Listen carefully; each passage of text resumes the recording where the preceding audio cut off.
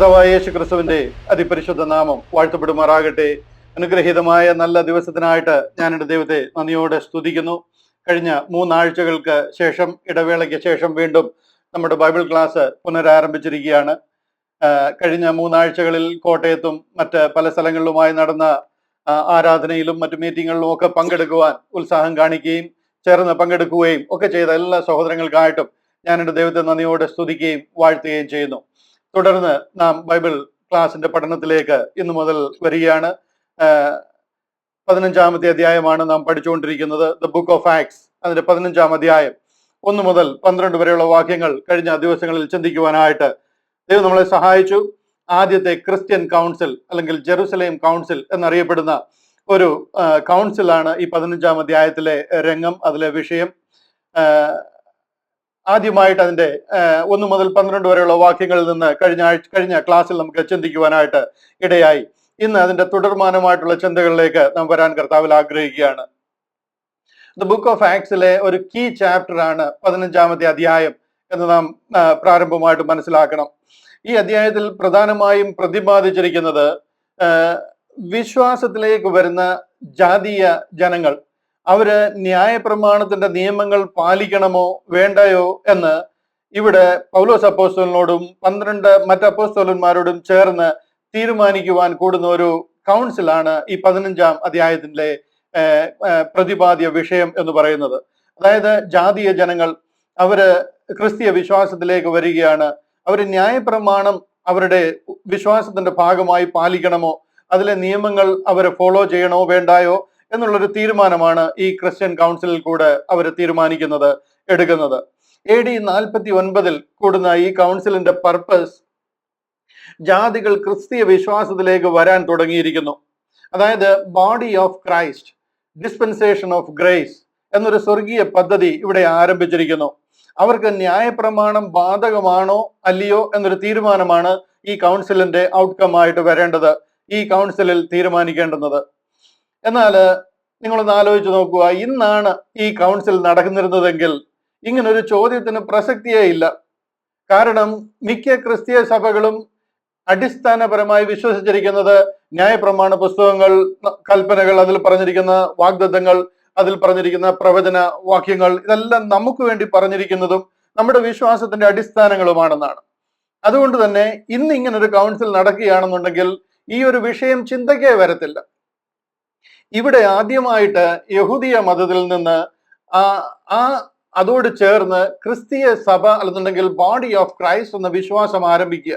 ജാതീയ ജനങ്ങൾ ഈ വിശ്വാസത്തിലേക്ക് കടന്നു വരികയാണ്. അവിടെയാണ് ഈ ഡെസ്പ്യൂട്ട് ഉണ്ടാകുന്നത്. ഇവിടെ നമ്മൾ ശ്രദ്ധിക്കണം, AD 49 കർത്താവ് കാൽവറിയിൽ യാഗമാകുന്നത് AD 33 വയ്ക്കുക. അങ്ങനെയാണെന്നുണ്ടെന്നുണ്ടെങ്കിൽ ഏകദേശം 10-17 വർഷങ്ങൾക്ക് ശേഷമാണ് ഈ കൗൺസിൽ കൂടുന്നത്. കാര്യം എന്താണെന്ന് ചോദിച്ചു കഴിഞ്ഞാൽ, ഇപ്പോഴാണ് ക്രിസ്ത്യാനിറ്റി എന്നൊരു വിഷയം ആരംഭിച്ചിരിക്കുന്നത്. പൗലോസ് അപ്പോസ്തലനോട് നാം ഗലാത്യയിലും ഗലാത്യ സഭകളിൽ നടന്ന ശുശ്രൂഷകളെ കുറിച്ച് കഴിഞ്ഞ 13-14 അധ്യായങ്ങളിൽ ചിന്തിക്കുവാനായിട്ട് ഇടയായി.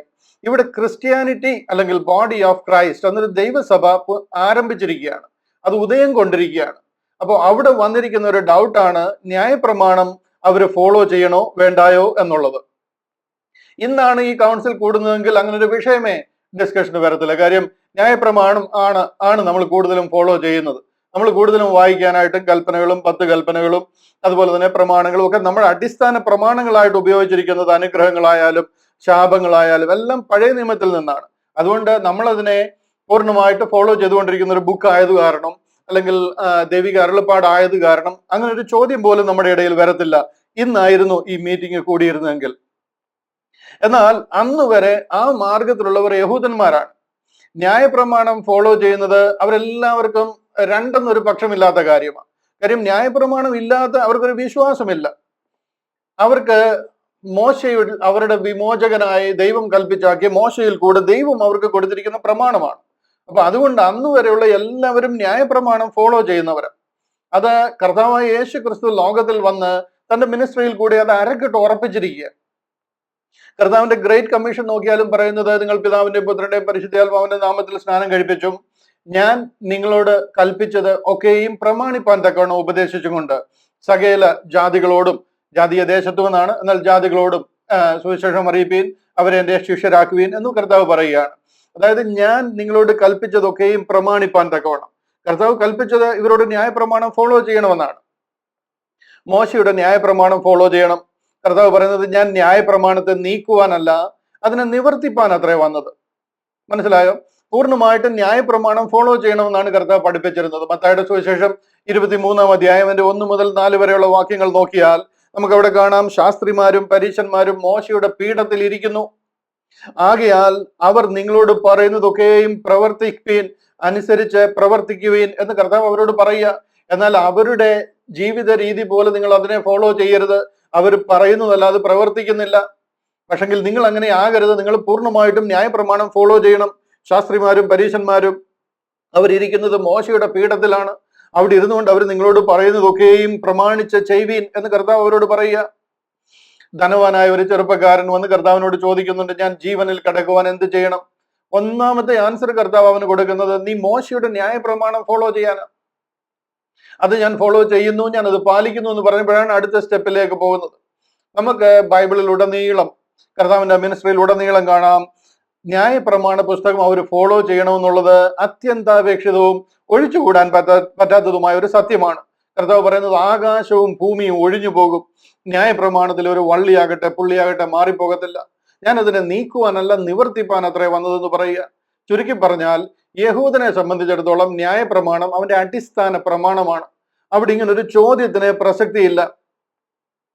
യേശുവിനെ ആരെങ്കിലും ഫോളോ ചെയ്യുകയാണെന്നുണ്ടെങ്കിൽ കർത്താവിന്റെ പഠിപ്പീരുകൾ അവർ ഫോളോ ചെയ്യണം. ഇതൊരു നിസ്തർക്കമായ സംഗതിയാ. യഹൂദനായാലും ശരി, ചില ജാതികൾ യഹൂദ മതാനുസാരികളായി കൺവേർട്ട് ചെയ്യുന്നവരായാലും ശരി, അവർ കർത്താവായ യേശു പഠിപ്പിച്ച ആ മോശയുടെ ന്യായപ്രമാണം ഫോളോ ചെയ്യണം എന്നുള്ളത് തർക്കമില്ലാത്ത സംഗതിയാ. പിന്നെ എന്താണ് ഇവിടുത്തെ ഡിസ്പ്യൂട്ട്? എന്തിനാണ് ഇവിടെ ഈ ക്രിസ്ത്യൻ കൗൺസിൽ കൂടുന്നത്? ഇവിടെ ഈ ക്രിസ്ത്യൻ കൗൺസിൽ കൂടുന്നത് ന്യായപ്രമാണം ഫോളോ ചെയ്യണോ വേണ്ടായോ എന്ന് തീരുമാനിക്കാനാണ്. അല്ല, ഈ ചോദ്യം വരാൻ എന്താ കാര്യം? ഇവിടെ രാത്രിയിൽ നമുക്കിത് രാത്രിയാണോ എന്ന് ചോദിക്കേണ്ട ആവശ്യമുണ്ടോ? ഇല്ല, രാത്രിയാണെന്നുള്ളത് നമുക്കറിയാം. എന്ന് പറഞ്ഞതുപോലെ ന്യായപ്രമാണം ഫോളോ ചെയ്യണമെന്നുള്ളത് 110% കറക്റ്റ് ആയിട്ടിരിക്കുന്ന ഒരു വിഷയത്തിൽ എന്തിനാണ് ഇങ്ങനെ ഒരു കൗൺസിൽ കൂടി ഇവിടെ ഒരു ഡിസ്കഷൻ നടക്കുന്നത്? ഇതാണ് നാം പഠിക്കേണ്ടത്. ഇതാണ് നമ്മുടെ വിഷയം. ഇവിടെ എന്താണ് യഹൂദന്റെ ന്യായപ്രമാണം യഹൂദിയ വിശ്വാസത്തിൽ തുടരാനായിരുന്നുവെങ്കിൽ, അവരുടെ വാഗ്ദത്ത പ്രമാണം തുടരാനായിരുന്നുവെങ്കിൽ അത് ഫോളോ ചെയ്തേ പറ്റത്തുള്ളൂ. ഇവിടെ രണ്ടാമതൊരു ചോദ്യത്തിന്റെ ആവശ്യമില്ല. എന്നാൽ ഏകദേശം 17 വർഷങ്ങൾ കഴിഞ്ഞപ്പോൾ അപ്പോസ്തലന്മാർ എല്ലാവരും കൂടെ ചേർന്നിരുന്ന ഒരു കൗൺസിൽ കൂടി ഈ വിഷയത്തിനൊരു തീരുമാനം ഉണ്ടാക്കുക. ഇതിനു മുൻപും ജാതികൾ യഹൂദിയ വിശ്വാസത്തിലേക്ക് വന്നിട്ടുണ്ട്. അവരാണ് ജൂയിഷ് പ്രോസലൈറ്റ്സ് എന്ന് പറയുന്നത്. അവരെല്ലാവരും ന്യായപ്രമാണം ഫോളോ ചെയ്യേണ്ടിവരാ. അതില്ലാതെ ഒരു മാർഗമേ ഇല്ല. ഇവിടെ ഇപ്പൊ എന്താണ് ഈ ചോദ്യത്തിന് പ്രസക്തി എന്ന് ചോദിച്ചു കഴിഞ്ഞാൽ, ഇവിടെ ക്രിസ്ത്യാനിറ്റി അല്ലെങ്കിൽ ബോഡി ഓഫ് ക്രൈസ്റ്റ് എന്നൊരു ദൈവിക പദ്ധതി ആരംഭിക്കുക. 17 വർഷം കഴിഞ്ഞ് പൗലോസ് അപ്പോസ്തലന്റെ 1ാം മിഷണറി യാത്രയിൽ കൂടെ ഉടലെടുത്തിരിക്കുന്ന ഒരു വലിയ സംഗതിക്ക് ഇവർ ആൻസർ പറയുക, ആൻസർ കണ്ടെത്താനായിട്ട് പോവുക. ഇതുവരെ ഇവരെ ലോകം മുഴുവൻ പോയി സുവിശേഷം അറിയിച്ചവരാണെന്നൊക്കെ നമ്മളിൽ പലരും വിശ്വസിക്കുകയും ക്രിസ്ത്യാനികൾ അടിസ്ഥാനപരമായിട്ട് വിശ്വസിക്കുകയും ചെയ്യുന്നുവെങ്കിൽ, ഇന്നുവരെ ഇവരുടെ ഇടയിൽ ജാതികൾക്ക് എന്ത് ചെയ്യണമെന്ന് കൂടെ ഒരു തീരുമാനം എടുത്തിട്ടില്ല. കാര്യം എന്താന്ന് ചോദിച്ചു കഴിഞ്ഞാൽ, അങ്ങനെ ജാതികളുടെ ഇടയിൽ ഇവർ സുവിശേഷം അറിയിച്ചിട്ടില്ല. ജാതികളോട് പറയാനും അല്ല ഇവരോട് പറഞ്ഞത്. ഇവരാരും ജാതികളുടെ അടുത്ത് പോയിട്ടുമില്ല. 10 വർഷം മുമ്പ് പത്രോസ് അപ്പോസ്തലൻ കൊർന്നലിയോസിന്റെ ഭവനത്തിൽ പോയി എന്നുള്ളത് ശരിയാ. അത് ഓൾമോസ്റ്റ് ആദ്യമായിട്ട് പോവുകയും അവസാനമായിട്ട് പോയി നിർത്തിയതും അതാണെന്ന് വേണമെങ്കിൽ പറയാം. ആ രീതിയിലാണ് കാര്യങ്ങൾ ഇരിക്കുന്നത്. എന്നാൽ ഇവിടെ കൃപായുഗം എന്നൊരു പുതിയ കാലഘട്ടം ആരംഭിച്ചിരിക്കുക. ഇവിടെ ന്യായപ്രമാണവുമായിട്ട് ചേർന്ന് പോകുന്ന ഒരു വിളിയല്ല ഈ ബോഡി ഓഫ് ക്രൈസ്റ്റ് അല്ലെങ്കിൽ ദൈവസഭ എന്ന് പറയുന്ന ദൈവിക പദ്ധതി. അതിന്റെ അടിസ്ഥാനം ഗ്രേസ് ആണ്, കൃപയാണ്. ഇവിടെ ന്യായപ്രമാണത്തിലെ കാര്യങ്ങൾ ചെയ്തു പോകുന്ന ഒരു പദ്ധതി അല്ല അത്. ബോഡി ഓഫ് ക്രൈസ്റ്റ് എന്ന് പറയുന്ന ഒരു പുതിയ ദൈവിക പദ്ധതി ഇവിടെ ആരംഭിച്ചിരിക്കുക. റോമാലേഖനം 6-ാം അധ്യായം അതിന്റെ 14-ാം വാക്യത്തിൽ പറയുന്നത്, നിങ്ങൾ ന്യായപ്രമാണത്തിനല്ല കൃപയ്ക്ക് അത്ര അധീനരായിരിക്കുന്നത്. ഇവിടെ ഒരു പുതിയ പ്രമാണം ആരംഭിക്കുക. ഇതുവരെ 1000 ചില്ലുവാനും വർഷങ്ങളായിട്ട് ഇവർ ഫോളോ ചെയ്തുകൊണ്ട് വന്നിരുന്ന ഒരു ഉപദേശവും കർത്താവായ യേശു ക്രിസ്തു ലോകത്തിൽ വന്ന് അവരോട് എന്താ ഉറപ്പിച്ച് പറയുകയും ചെയ്ത ന്യായപ്രമാണം ഫോളോ ചെയ്യാൻ പറഞ്ഞ ആ ഒരു പഠിപ്പിക്കലിൽ നിന്ന് കാര്യങ്ങൾക്കൊരു വ്യത്യാസം ഉണ്ടാവുകയാണ്. ബോഡി ഓഫ് ക്രൈസ്റ്റ് എന്ന് പറയുന്നത് യഹൂദന്റെ ട്രഡീഷണൽ വിശ്വാസമല്ല, അതിലൂടെ വന്ന ഒരു പാരമ്പര്യവുമല്ല. ഇതൊരു പുതിയ ദൈവിക പദ്ധതിയാണ്. റോമാലേഖനം 6:14 ഞാൻ പറഞ്ഞത്, നിങ്ങൾ ന്യായപ്രമാണത്തിനല്ല കൃപയ്ക്ക് അത്ര അധീനരായിരിക്കുന്നത്. 11-ാം അധ്യായം അതിന്റെ 6-ാം വാക്യം പറയുന്നത് കൃപയാലെങ്കിൽ പ്രവൃത്തിയാലല്ല, അല്ലെങ്കിൽ കൃപയല്ല. ദൈവം നിങ്ങളെ വീണ്ടെടുത്തിരിക്കുന്നത് കൃപയാലാണെങ്കിൽ പിന്നെ ന്യായപ്രമാണത്തിന്റെ ഒരു പ്രവൃത്തിക്ക് ഇവിടെ പ്രസക്തിയില്ല. കൃപയാലെങ്കിൽ പ്രവൃത്തിയാലല്ല, അല്ലെങ്കിൽ കൃപയല്ലെന്ന് റോമാലേഖനം 11:6 നമ്മളെ അറിയിക്കുക. അതിന്റെ 3-ാം അധ്യായം 20-ാം വാക്യത്തിൽ പറയുകയാണ്, അതുകൊണ്ട് ന്യായപ്രമാണത്തിന്റെ പ്രവൃത്തികളാൽ ഒരു ജഡവും ദൈവത്തിന്റെ സന്നിധിയിൽ നീതീകരിക്കപ്പെടുന്നില്ല. ഇവിടെ വളരെ അരക്കിട്ട് ഉറപ്പിക്കുന്ന ഒരു പുതിയ പദ്ധതി ആരംഭിക്കുക. നിങ്ങൾ വളരെ ശ്രദ്ധയോടും ആത്മാർത്ഥതയോടും ഒരു ബയാസ്ഡ് അല്ലാതെ നിങ്ങൾ പഠിച്ചു വെച്ചിരിക്കുന്ന കാര്യങ്ങളൊക്കെ ഒന്ന് തോളെന്ന് മാറ്റിക്കളഞ്ഞിട്ട് സത്യവചനം ദൈവവചനത്തിൽ എന്ത് പഠിപ്പിക്കുന്നു, എന്താണ് ഈ ക്രിസ്ത്യൻ കൗൺസിൽ ഇവിടെ കൂടാനുള്ള പർപ്പസ് എന്നാണ് നമ്മൾ മനസ്സിലാക്കുന്നത്. അതിനെ പാരമ്പര്യവും പഠിച്ചു വെച്ചിരിക്കുന്നതും ഒക്കെ ഒന്ന് മാറ്റി വെച്ചിട്ട് വാസ്തവമായിട്ട് എന്താണ് ഇതിന്റെ പർപ്പസ് എന്ന് മനസ്സിലാക്കുവാൻ ഒരു ഹൃദയ വിശാലതയോട് ഈ ക്ലാസ് അറ്റൻഡ് ചെയ്യണം എന്ന് ഞാൻ വിനീതമായിട്ട് ഓർപ്പിക്കുകയാണ്. ഇവിടെ ന്യായപ്രമാണത്തിന് ഈ പദ്ധതിയിൽ പ്രസക്തമായ ഒരു റോളുമില്ല. ഇത് അടിസ്ഥാനപരമായിട്ട് ജനം മനസ്സിലാക്കണം. അതിനു വേണ്ടിയിട്ടാണ് ഈ മീറ്റിംഗ്, അല്ലെന്നുണ്ടെങ്കിൽ ആക്ട്സ് 15-ലെ ജെറുസലേം കൗൺസിൽ എന്ന ക്രിസ്ത്യൻ കൗൺസിൽ ഇവിടെ കൂടുന്നത്. AD 49 ഗ്രേറ്റ് കമ്മീഷൻ ലഭിച്ചിട്ട് ഏകദേശം മിനിമം 15 വർഷത്തിലേറെയായി. കർത്താവ് ഉയർത്തെഴുന്നേൽക്കുമ്പോൾ മരിച്ചുയർത്തെഴുന്നേറ്റ് സ്വർഗാരോഹണം ചെയ്തതിന് മുൻപായിട്ടാണ് അവർക്ക് ആ ഗ്രേറ്റ് കമ്മീഷൻ കൊടുക്കുന്നത്. അത് കഴിഞ്ഞ് 15 വർഷത്തിലേറെയായി അവര് കിങ്ഡം ഗോസ്പൽ പ്രസംഗിച്ച് അനേകരെ ഈ ഒരു വിശ്വാസത്തിലേക്ക് വരികയും അത്ഭുതങ്ങളും അടയാളങ്ങളും ഒക്കെ അവരിൽ കൂടെ നടക്കുകയാണ്. 12 അപ്പോസ്തലന്മാർ ചുമ്മാ വീട്ടിലിരിക്കുകയല്ല, അവരൊക്കെ വളരെ ആത്മാർത്ഥതയോട് ദൈവം അവർക്ക് കൊടുത്ത വലിയ ഉത്തരവാദിത്വം ഏറ്റെടുത്ത് അവര് രക്തസാക്ഷിത്വം വരെ വഹിക്കാൻ തയ്യാറായിട്ട് അവര് മറ്റുള്ളവരോട് സുവിശേഷം അറിയിച്ചുകൊണ്ട് തന്നെയാണ് ഇരിക്കുന്നത്. പക്ഷെ ഇവിടെ എല്ലാം നമ്മൾ അടിസ്ഥാനപരമായിട്ട് മനസ്സിലാക്കേണ്ട ഒരു കാര്യം, അവര് സുവിശേഷം അറിയിക്കുന്നത് യഹൂദനോടാ. അവിടെ ഒരു ജാതികളെയും പോയി കൺവേർട്ട് ചെയ്യുക അല്ല അവർ ചെയ്യുന്നത്. ഒരു ക്രിസ്തീയ വിശ്വാസം ആരംഭിക്കുക അല്ല അവർ ചെയ്യുന്നത്. അവരുടെ പിതാക്കന്മാർക്ക് കൊടുത്തിരുന്ന ദൈവിക അരുളപ്പാടുകൾ, അവരുടെ പിതാക്കന്മാർ കൊടുത്തിരുന്ന ദൈവിക വാഗ്ദത്തങ്ങൾ അവരിലൂടെ നിറവേറുകയാണ്. അത് അവരുടെ പദ്ധതിയാണ്. നാം അവരെ പിടിച്ച് ക്രിസ്ത്യാനി ആക്കുമ്പോഴാണ് കാര്യങ്ങളെല്ലാം കുഴഞ്ഞു മറിയുന്നത്. അവര് ഈ കാര്യങ്ങളും ദൈവം അവരോട് പറഞ്ഞിരുന്നതുമായിട്ടുള്ള കാര്യങ്ങളെല്ലാം ചെയ്തിരുന്നു എന്നുള്ളത് വാസ്തവമാണ്. എന്നാൽ ഇവിടെ 17 വർഷം കഴിഞ്ഞിട്ട് ഒരു ക്രിസ്ത്യൻ കൗൺസിൽ കൂടുകയാണ്. ജാതികളിൽ നിന്ന് ആയിരക്കണക്കിന് 10,000-കണക്കിന് ജനങ്ങൾ ഈ വിശ്വാസത്തിലേക്ക് വരുന്നു. അത് ഇപ്പോഴാണ് നടക്കുന്നത്. അത് പൗലോസ് അപ്പോസ്തലനോടുള്ള ശുശ്രൂഷയിലാണ് നടക്കുന്നത്.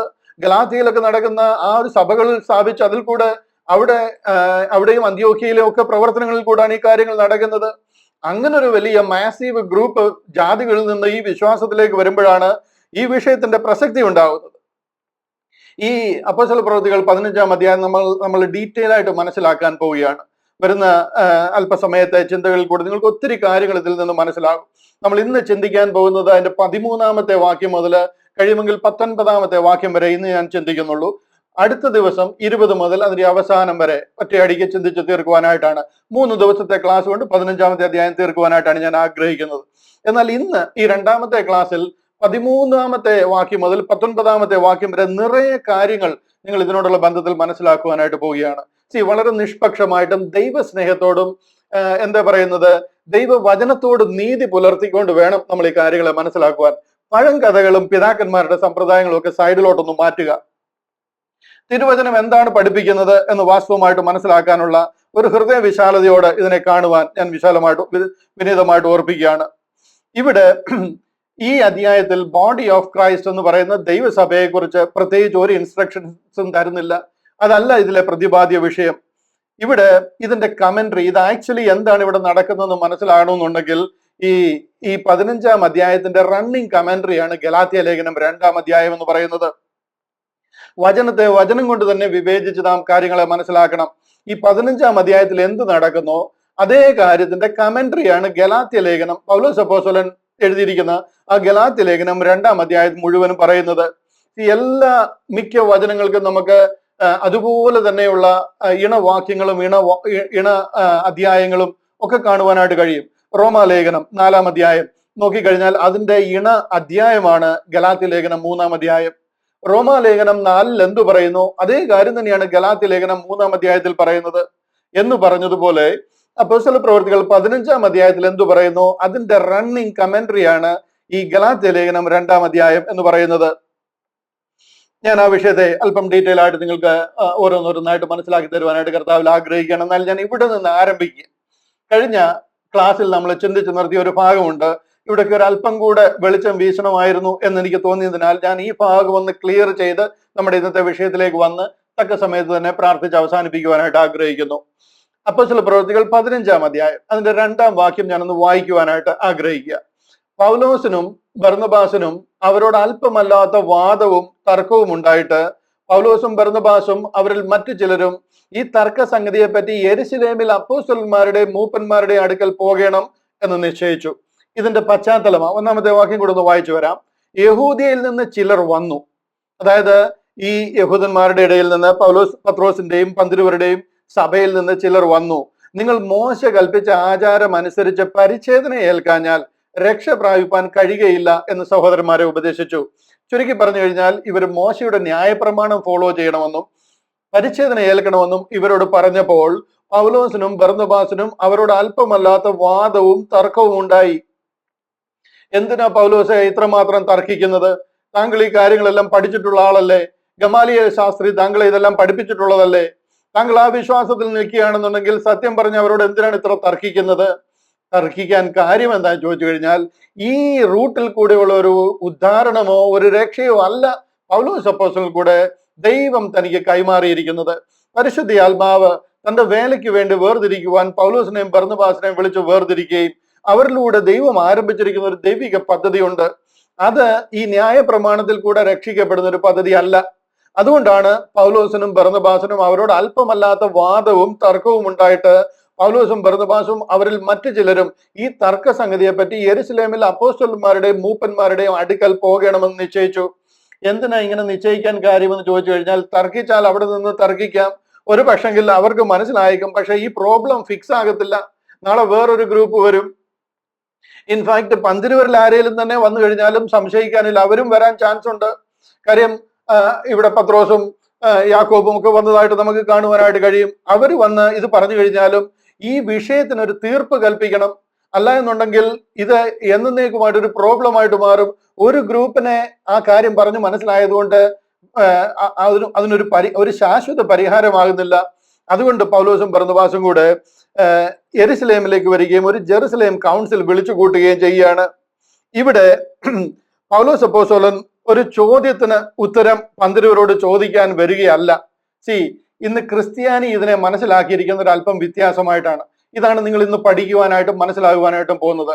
നിങ്ങൾക്ക് ഞാനൊരു ഹോംവർക്ക് മാതിരി ഈ വിഷയം ഇടുകയാണ്. ഞാൻ പറയുന്നതിൽ നിന്നും ഇത് വേറൊരു രീതിയിലാണ് ഇതിനെ പഠിക്കേണ്ടിയിരുന്നതെങ്കിൽ ഞാൻ നിങ്ങൾ പറയുന്ന എന്താണ് സമ്മാനം എന്ന് വെച്ച് കഴിഞ്ഞാൽ അത് തരാൻ തയ്യാറാണ്. അത്രയ്ക്ക് ഉറപ്പോടാണ് ഞാൻ ഈ വിഷയം നിങ്ങളെ പറഞ്ഞ് മനസ്സിലാക്കുവാനായിട്ട് ശ്രമിക്കുന്നത്. എന്നാൽ കഴിഞ്ഞ 2000 വർഷമായിട്ട് പാരമ്പര്യത്തിൽ കൂടി നാം പഠിച്ചു വെച്ചിരിക്കുന്ന വേറൊരു സംഗതിയുണ്ട്. അതല്ല സത്യമെന്ന് എന്റെ ഒരു എളിയ ഉദ്യമമാണ് നിങ്ങളെ ഒന്ന് പറഞ്ഞ് നിങ്ങളുടെ ഹൃദയങ്ങളിലേക്ക് അതൊന്ന് ഇറക്കുവാനായിട്ട്.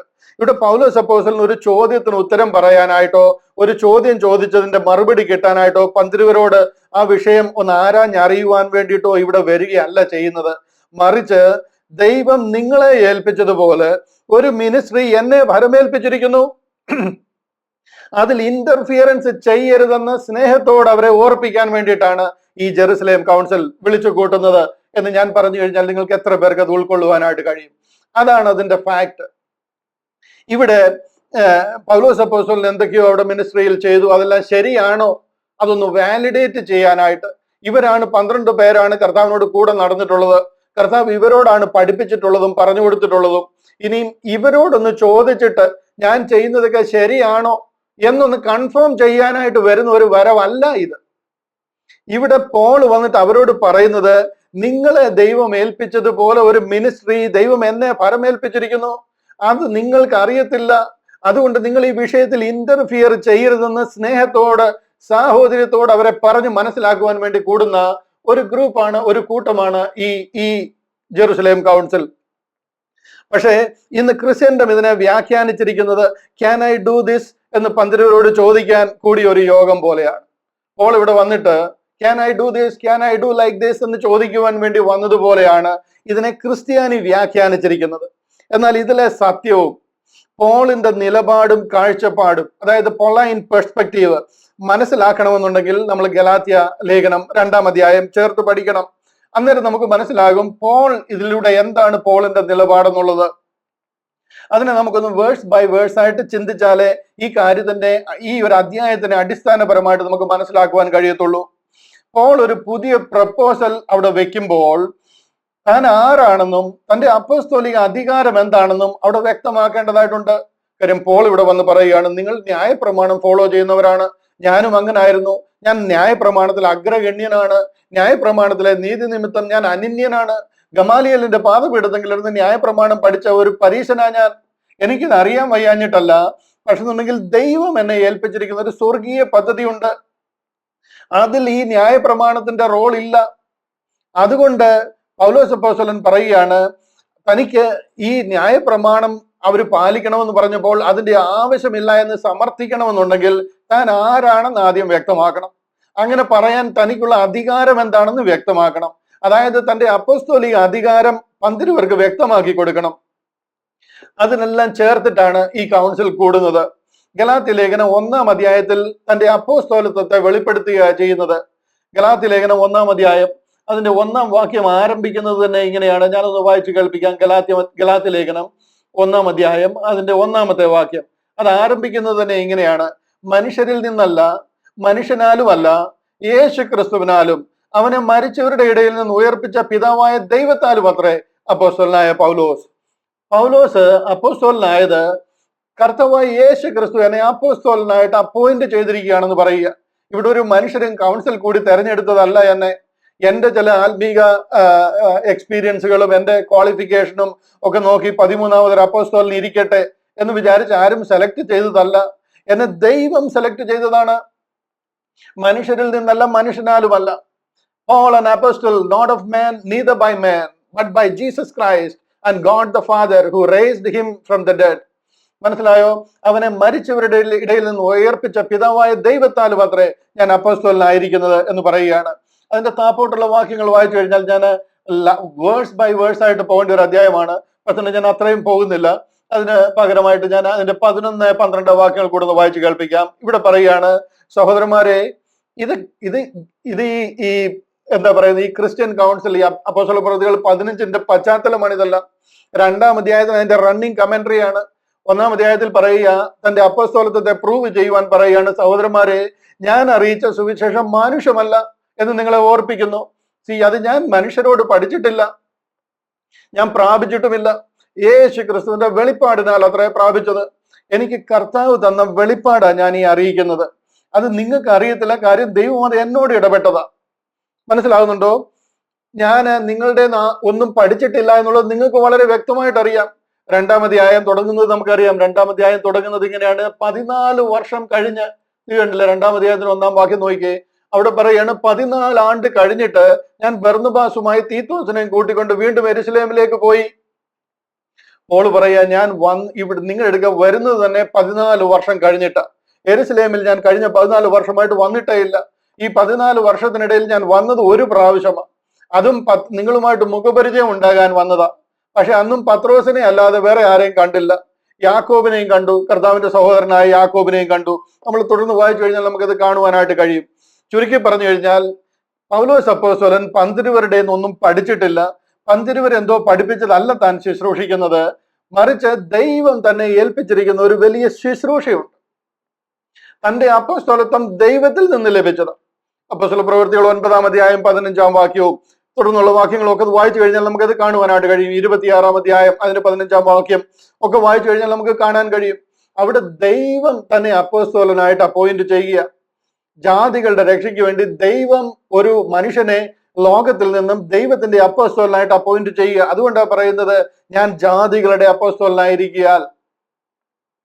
ഹല്ലേലൂയ. നിങ്ങൾക്ക് ഈ വിഷയം മനസ്സിലാകുന്നു എന്ന് വിശ്വസിക്കുന്നു. ഈ വിഷയത്തെ വളരെ ഡീപ്പായിട്ട് നിങ്ങൾ മനസ്സിലാക്കണം. നിങ്ങളുടെ കംപ്ലീറ്റ് പേഴ്സ്പെക്റ്റീവും ഈ വിഷയം മനസ്സിലായി കഴിയുമ്പോൾ, ആഴമായിട്ട് മനസ്സിലായി കഴിയുമ്പോൾ മാറുവാനായിട്ടും ഈ കേൾക്കുന്ന സത്യം നിങ്ങൾക്ക് ഉൾക്കൊള്ളുവാനായിട്ടും കഴിയും. ഇവിടെ ജെറുസലേമിലേക്ക് പോകുന്നതും നോക്കിക്കഴിഞ്ഞാൽ നമുക്ക് കാണാം. ഇതിന്റെ 2-ാമത്തെ വാക്യം നോക്കിക്കഴിഞ്ഞാൽ കാണാം, പൗലോസ് അപ്പോസ്തലൻ ഇവിടെ ജെറുസലേമിലേക്ക് പോവുക. ഈ ജെറുസലേമിലേക്ക് പോകുന്നത് തന്നെ തന്റെ ഇഷ്ടത്തിന് പോകുന്നതല്ല. താൻ ഒരു ശുശ്രൂഷ ചെയ്യുന്നു, കുറെ പേര് ഇവിടെ വന്നിട്ട് ചെറിയ പ്രശ്നം ഉണ്ടാക്കിയിട്ടുണ്ട്, അതുകൊണ്ട് ഞാനൊന്ന് ജെറുസലേമിലേക്ക് പോവുകയാണ്, ഞാൻ 12 അപ്പോസ്തലന്മാരെയൊക്കെ ഒന്ന് കണ്ടിട്ട് ഇതിനൊരു ക്രമീകരണം വരുത്താമെന്ന് പറഞ്ഞ് പോകുന്നതല്ല. ഈ പോകുന്നതും പരിശുദ്ധ ആത്മാവിനാൽ കർത്താവായ യേശു ക്രിസ്തു തന്നെ വെളിപ്പാടിനാൽ അറിയിച്ചത് കൊണ്ടാണ് താൻ യെരൂശലേമിലേക്ക് പോകുന്നത്. ഇതിന്റെ 2-ാമത്തെ വാക്യം നിങ്ങൾ നോക്കിയേ. 2-ാമത്തെ വാക്യം പറയുകയാണ്, ഞാൻ ഒരു വെളിപ്പാടനുസരിച്ച് അത്രേ പോയത്. കണ്ടോ, ഇവിടെയും തന്റെ ഇഷ്ടത്തിന് പോവുകയല്ല ചെയ്യുന്നത്, തന്റെ ഇഷ്ടത്തിനൊരു സുവിശേഷം പറയുകയല്ല ചെയ്യുന്നത്. ഈ ജെറുസലേം കൗൺസിൽ കൂടേണ്ടത് ആവശ്യമാകിയാൽ ദൈവം കർത്താവായ യേശു ക്രിസ്തു വെളിപ്പാടിനാൽ പൗലോസിനെ അറിയിച്ചത് കൊണ്ട് താൻ അവിടെ നിന്നും ജെറുസലേമിലേക്ക് വരികയാണ്. കാര്യം ഇതിനൊരു തീർപ്പ് കൽപ്പിക്കണം. ഇല്ല എന്നുണ്ടെന്നുണ്ടെങ്കിൽ പിന്നീടുള്ള കാര്യങ്ങൾ മുഴുവനും ബുദ്ധിമുട്ടുണ്ടാകുവാനായിട്ടുള്ള സാധ്യതകളുണ്ട്. എൻഡ് ടു എൻഡ് കാര്യങ്ങളെ അറിയാവുന്ന ദൈവം വെളിപ്പാടിനാൽ പൗലോസ് അപ്പോസ്തലന് കൊടുക്കുന്ന ആലോചന പ്രകാരം താൻ ഈ വിഷയത്തിലേക്ക് വരികയാണ്. അതാണ് 15-ാം അധ്യായത്തിന്റെ അതിന്റെ പശ്ചാത്തലം. And I went up by revelation, കണ്ടില്ലയോ? And I went up by revelation and communicated unto them that gospel which I preach among the Gentiles. യഹൂദന്മാരുടെ ഇടയിലല്ല, ഞാൻ ജാതികളുടെ ഇടയിൽ സുവിശേഷിക്കുന്ന സുവിശേഷം എന്താണെന്ന് ഞാൻ പോയത്, ഞാൻ ഓടിയതോ ഓടുന്നതോ വെറുതെ ആയി എന്ന് വരാതിരിപ്പാൻ ജാതികളുടെ ഇടയിൽ പ്രസംഗിക്കുന്ന സുവിശേഷം അവരോട്, വിശേഷാൽ പ്രമാണികളോട് വിവരിച്ചു. പൗലോസ് അപ്പോസ്തലൻ വന്നിവിടെ പറയുന്നത് താൻ ഈ ജാതികളുടെ ഇടയിൽ അറിയിക്കുന്ന സുവിശേഷത്തെ കുറിച്ചാണ്. നമ്മൾ ഇതിനെയൊക്കെ വളരെ ലൈറ്റായിട്ട് എടുത്തിരിക്കുന്നതുകൊണ്ടും ഈ കാര്യങ്ങളെ മനസ്സിലാകാതെ പോയിരിക്കുന്നത് അതിനെ വേണ്ടുന്നത് വണ്ണം പഠിക്കാത്തത് കൊണ്ടാണ്. കർത്താവിന്റെ ആലോചന പ്രകാരം താൻ യെരൂശലേമിൽ വന്നിരിക്കുകയാണ്. ക്രിസ്ത്യാനി ഇവിടെയും മനസ്സിലാക്കിയിരിക്കുന്നത് പോളിന് എന്തോ കൺഫ്യൂഷൻ ഉണ്ടായിട്ടുണ്ട്, അത് ക്ലാരിഫൈ ചെയ്യാനായിട്ട് 12 പേരുടെ അടുത്ത് പോയി എന്നാണ്. കാരണം ഇവിടെ ഒരു വാക്യമുണ്ട്, താൻ ഓടിയതോ ഓടുന്നതോ വെറുതെ ആയി എന്ന് വരാതിരിപ്പാൻ എന്ന് പറഞ്ഞിരിക്കുന്നത് കാരണം പോളിന് എന്തൊക്കെയോ കൺഫ്യൂഷൻ പറ്റിയിട്ടുണ്ട്. പോള് ഈ 12 പേരുടെ അടുക്കൽ വരാൻ കാര്യം അവരാണല്ലോ കൂടെ നടന്നത്, അവർക്കാണല്ലോ ഇതിനൊരു തീർപ്പ് പറയാൻ പറ്റുന്നത്. അതുകൊണ്ട് തനിക്ക് പറ്റിയേക്കുന്നതെല്ലാം കറക്റ്റ് ആണോ, താൻ ഇവിടെ പറഞ്ഞേക്കുന്നതൊക്കെ ശരിയാണോ എന്നൊന്ന് തന്നെ കാലിബ്രേറ്റ് ചെയ്യാനായിട്ട്, അല്ലെങ്കിൽ തന്റെ ഉപദേശത്തെ ഒന്ന് വാലിഡേറ്റ് ചെയ്യാനായിട്ട് വരുന്നത് പോലെയാണ് ക്രിസ്ത്യാനി ഇതിനെ മനസ്സിലാക്കിയിരിക്കുന്നത്. എന്നാൽ നിങ്ങൾ സത്യം മനസ്സിലാക്കണം, അതൊന്നുമല്ല ഇവിടുത്തെ വിഷയം. പോൾ ഇവിടെ വന്ന് പറയുന്നത് ഇവിടുത്തെ സംശയങ്ങൾ ദൂരീകരിക്കാൻ വരുന്നതല്ല. അടിസ്ഥാനം മറിഞ്ഞു പോയാൽ നീതിമാൻ എന്ത് ചെയ്യും എന്ന് ബൈബിൾ പറയുന്നത് വളരെ വാസ്തവമാണ്. അടി തെറ്റിയാൽ ആനയും വീഴും എന്ന് പറഞ്ഞതുപോലെ ക്രിസന്റം വെട്ടിയിട്ടതുപോലെ വീണ് കിടക്കുക. നിങ്ങൾക്ക് എത്ര പേർക്ക് അത് ഉൾക്കൊള്ളുവാൻ കഴിയുമെന്ന് അറിയത്തില്ല. കാര്യം അടിസ്ഥാനപരമായിട്ട് നാം തെറ്റായിട്ട് കടപുഴുകി വീണിരിക്കുക ക്രിസ്ത്യാനി അല്ലെങ്കിൽ ക്രിസ്തീയ വിശ്വാസം. ഇവിടെ അടിസ്ഥാനപരമായി ഒരു കാര്യത്തെ മനസ്സിലാക്കിയില്ലെങ്കിൽ ഒരു ജനറേഷനെ മുഴുവൻ തെറ്റിച്ച് കളയുവാനായിട്ട് ഇടയായിത്തീരും. സത്യം എന്താണെന്ന് മനസ്സിലായില്ല എന്നുണ്ടെങ്കിൽ പൗലോസ് അപ്പോസ്തലൻ ഇവിടെ വന്നിരിക്കുന്നത് 12 പേരുമായിട്ട് ആലോചിച്ചിട്ട് ഒരു തീരുമാനം എടുക്കാൻ വേണ്ടിയിട്ടല്ല, മറിച്ച് തന്നെ ദൈവം ഏൽപ്പിച്ചിരിക്കുന്ന ഒരു മിനിസ്ട്രി ഉണ്ട്. അത് അറിയാൻ വയ്യാത്ത 12 പേരോ അവരുടെ അടുത്ത് നിന്ന് വരുന്ന മറ്റ് സഭാംഗങ്ങളോ അതിനെ കലക്കുവാൻ പാടില്ല എന്ന് സ്നേഹത്തോടെ ഇവിടെ ഓർപ്പിക്കുന്ന ഒരു രംഗമാണ്. Gentlemen, Lord, select and send me for a ministry.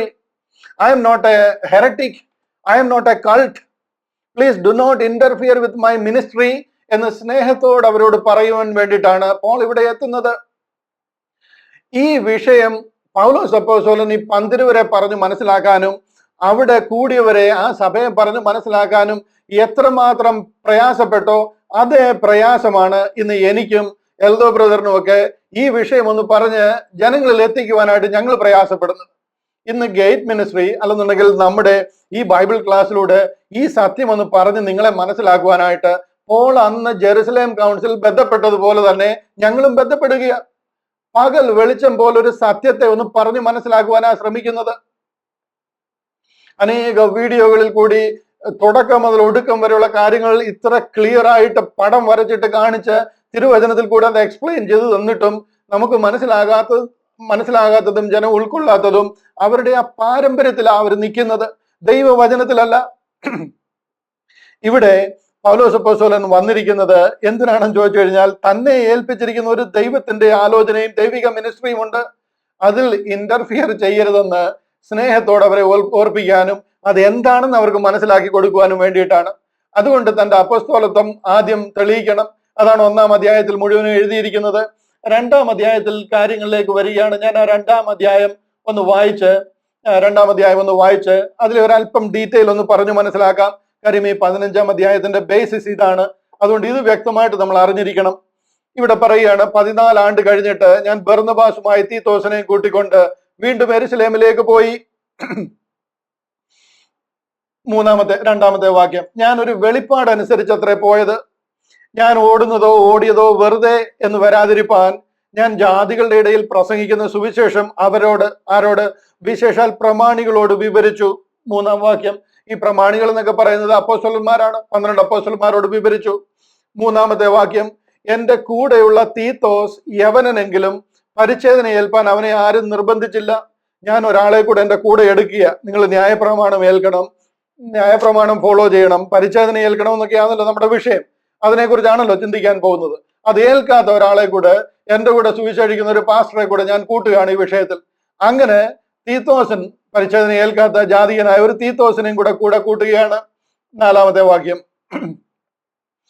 അതോ നുഴഞ്ഞു വന്ന കള്ള സഹോദരന്മാർ, അതായത് ഇവരാണ് അവിടെ വന്നിട്ട് ഈ കലക്കമുണ്ടാക്കിയത്.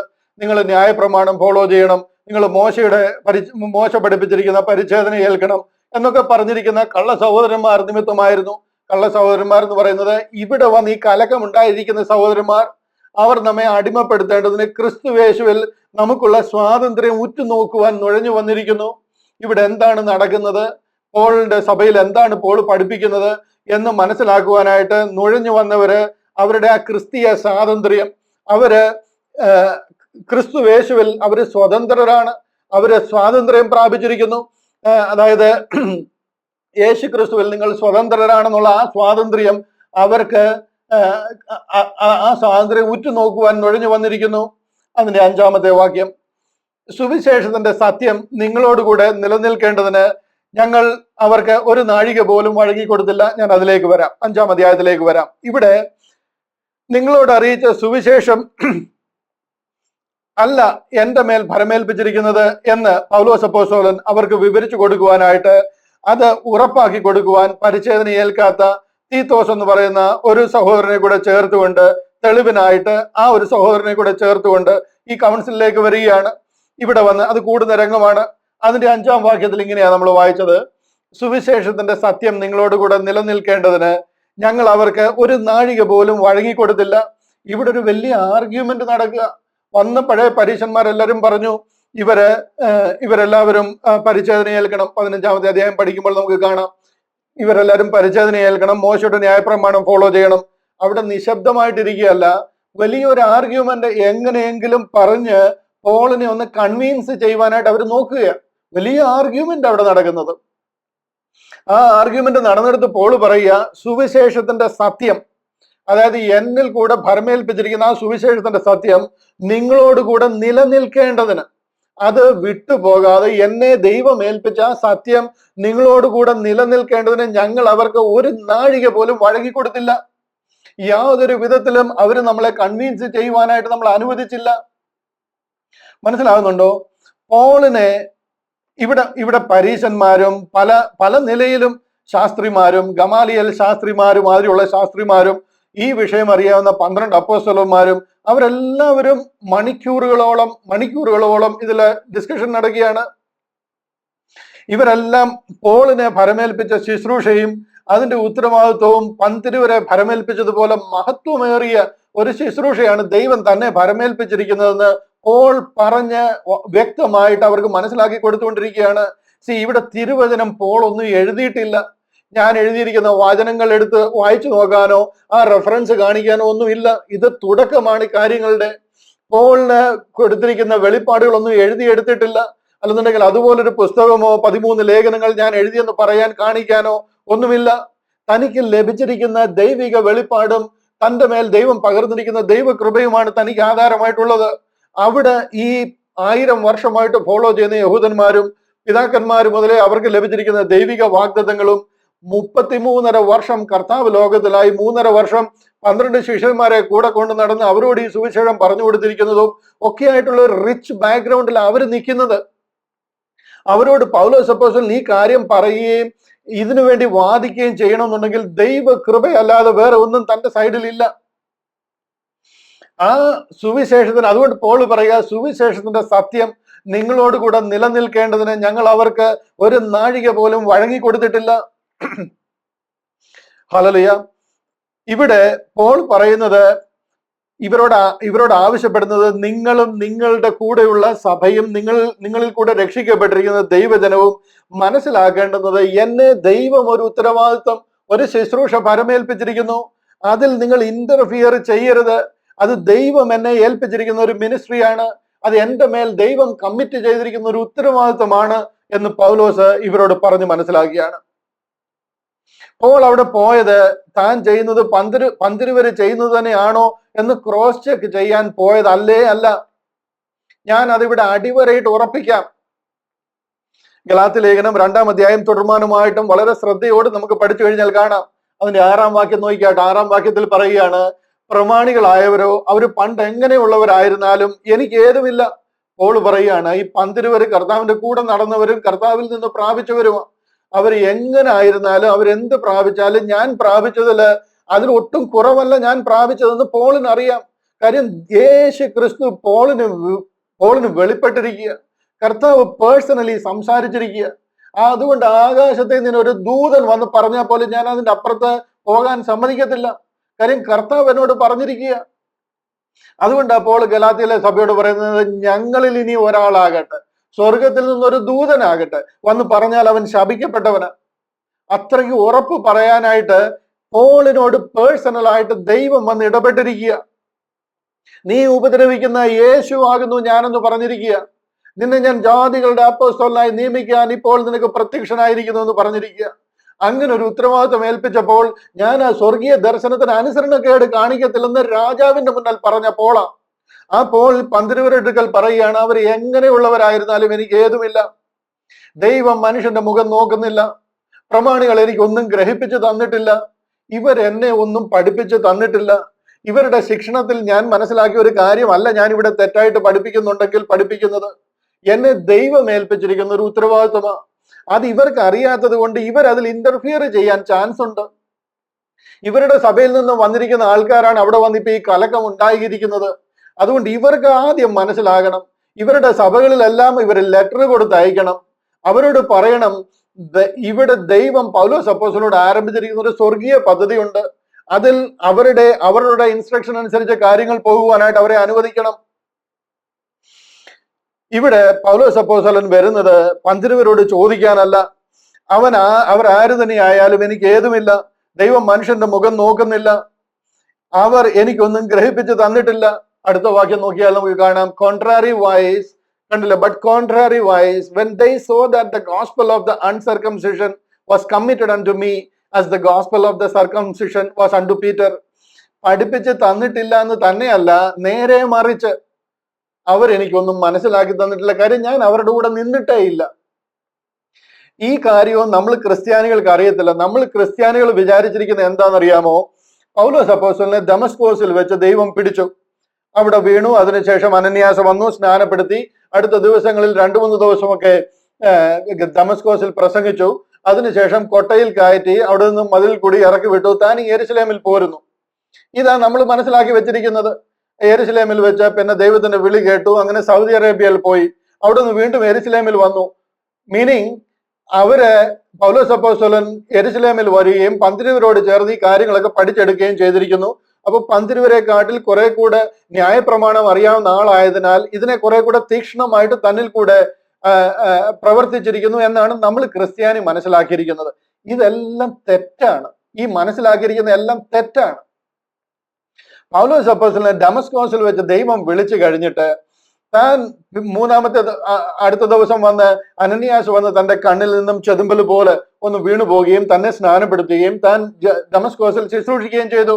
യേശു തന്നെ ക്രിസ്തു എന്ന് പ്രസംഗിച്ചു കൊണ്ടിരുന്നു. കാര്യം ആ ഒരു സുവിശേഷമേ തനിക്കെന്ന് അറിയത്തുള്ളൂ, വേറൊരു വെളിപ്പാട് കിട്ടിയിട്ടില്ല. അതിനുശേഷം താൻ യെരുശലേമിലേക്ക് വന്നിട്ടേ ഇല്ല. ഗലാത്യ ലേഖനം 2-ാം അധ്യായം നിങ്ങൾ പഠിച്ചു നോക്കണം, അന്നേരം നിങ്ങൾക്ക് അറിയാം. ഞാൻ അത്രയും ഡീറ്റെയിൽ ആയിട്ട് പോയി കഴിഞ്ഞാൽ നമ്മൾ അപ്പോസ്തല പ്രവൃത്തികൾ എങ്ങും എത്തത്തില്ല. അതുകൊണ്ട് അത്രയും ഡീറ്റെയിൽ ആയിട്ട് ഞാൻ പോകുന്നില്ല, എങ്കിലും പറഞ്ഞു തരാം. അപ്പൊ പൗലോസ് അപ്പോസ്തലൻ ദമസ്കോസിലെ വെച്ച് സ്നാനപ്പെട്ട് കഴിഞ്ഞ് അവിടെ സുവിശേഷം അറിയിച്ച് തന്നെ കൊട്ടയിലാക്കി കയറ്റി വിട്ടു എന്നൊക്കെ പറയുന്നത് ആ സമയത്തെങ്ങുമല്ല. അവിടെ നിന്നും താൻ സൗദി അറേബ്യയിലേക്ക് പോകുന്നു. യെരുസലേമിൽ വരുന്നതേ ഇല്ല, യെരുസലേമിൽ ടച്ച് ചെയ്യുന്നതേ ഇല്ല. ദമസ്കോസിൽ നിന്നും സൗദി അറേബ്യയിലേക്ക് പോകുന്നു. സൗദി അറേബ്യയിൽ നിന്നും തിരിച്ച് ദമസ്കോസിലേക്ക് വരികയാണ്. അതിനുശേഷവും വന്ന് ദമസ്കോസിൽ ശുശ്രൂഷിക്കുക. അവിടെ 3 വർഷത്തിന് ശേഷം മുഖപരിചയം ഉണ്ടാകേണ്ടതിന്, ഞാൻ പന്തിരുവരുമായിട്ട് മുഖപരിചയം ഉണ്ടാകേണ്ടതിന് യെരുസലേമിലേക്ക് പോയി. 3 വർഷം കഴിഞ്ഞിട്ടാ പോകുന്നത്. അവിടെ ചെന്നപ്പം 12 പേരിൽ 11 പേരും അവിടെ ഇല്ല. പത്രോസിനെ മാത്രം കണ്ടു. ഇതൊന്നും ഞാൻ എന്റെ കയ്യിൽ നിന്നിട്ട് പറയുന്നതല്ല, നിങ്ങൾ താപോട്ട് നോക്കിക്കഴിഞ്ഞാൽ കാണുവാനായിട്ട് കഴിയും. ഇത് കണ്ടില്ലേ, 13, 14, 17 വാക്യം. എന്നാൽ ക്രിസ്തുവിൽ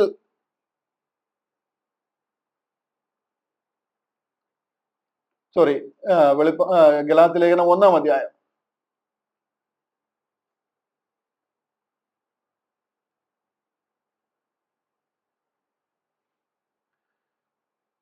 എങ്കിലും എന്റെ ജനനം മുതൽ എന്നെ വേർതിരിച്ച് തന്റെ കൃപയാൽ വിളിച്ചിരിക്കുന്ന ദൈവം തന്റെ പുത്രനെ കുറിച്ചുള്ള സുവിശേഷം ഞാൻ ജാതികളുടെ ഇടയിൽ അറിയിക്കേണ്ടതിന് അവനെ എന്നിൽ വെളിപ്പെടുത്തുവാൻ പ്രസാദിച്ചപ്പോൾ ഞാൻ മാംസരക്തങ്ങളോട് ആലോചിക്കുകയോ എനിക്ക് മുമ്പേ അപ്പോസ്തലന്മാരുടെ ഇവരുടെ അടുക്കൽ യെരുസലേമിലേക്ക് പോവുകയോ ചെയ്യാതെ. കണ്ടോ, ദമസ്കോസിൽ വെച്ച് പൗലോസ് അപ്പോസ്തലനെ ദൈവം വിളിക്കുക. എന്തിന്? സൗദി അറേബ്യയിലേക്ക് ദൈവം കൊണ്ടുപോകാം. 3 വർഷം അവിടെ. ഇവിടാണ് ഞാൻ പറയുന്നത് ഗ്രേസ് ബൈബിൾ കോളേജ് സൗദി അറേബ്യയിലാണ് പോള് പഠിച്ചതെന്ന് പറയുന്നത്. ഇവിടെ കർത്താവ് പൗലോസ് അപ്പോസ്തലനെ ഗ്രേസ് ബൈബിൾ കോളേജ് സൗദി അറേബ്യയിലേക്ക് വിളിക്കുക.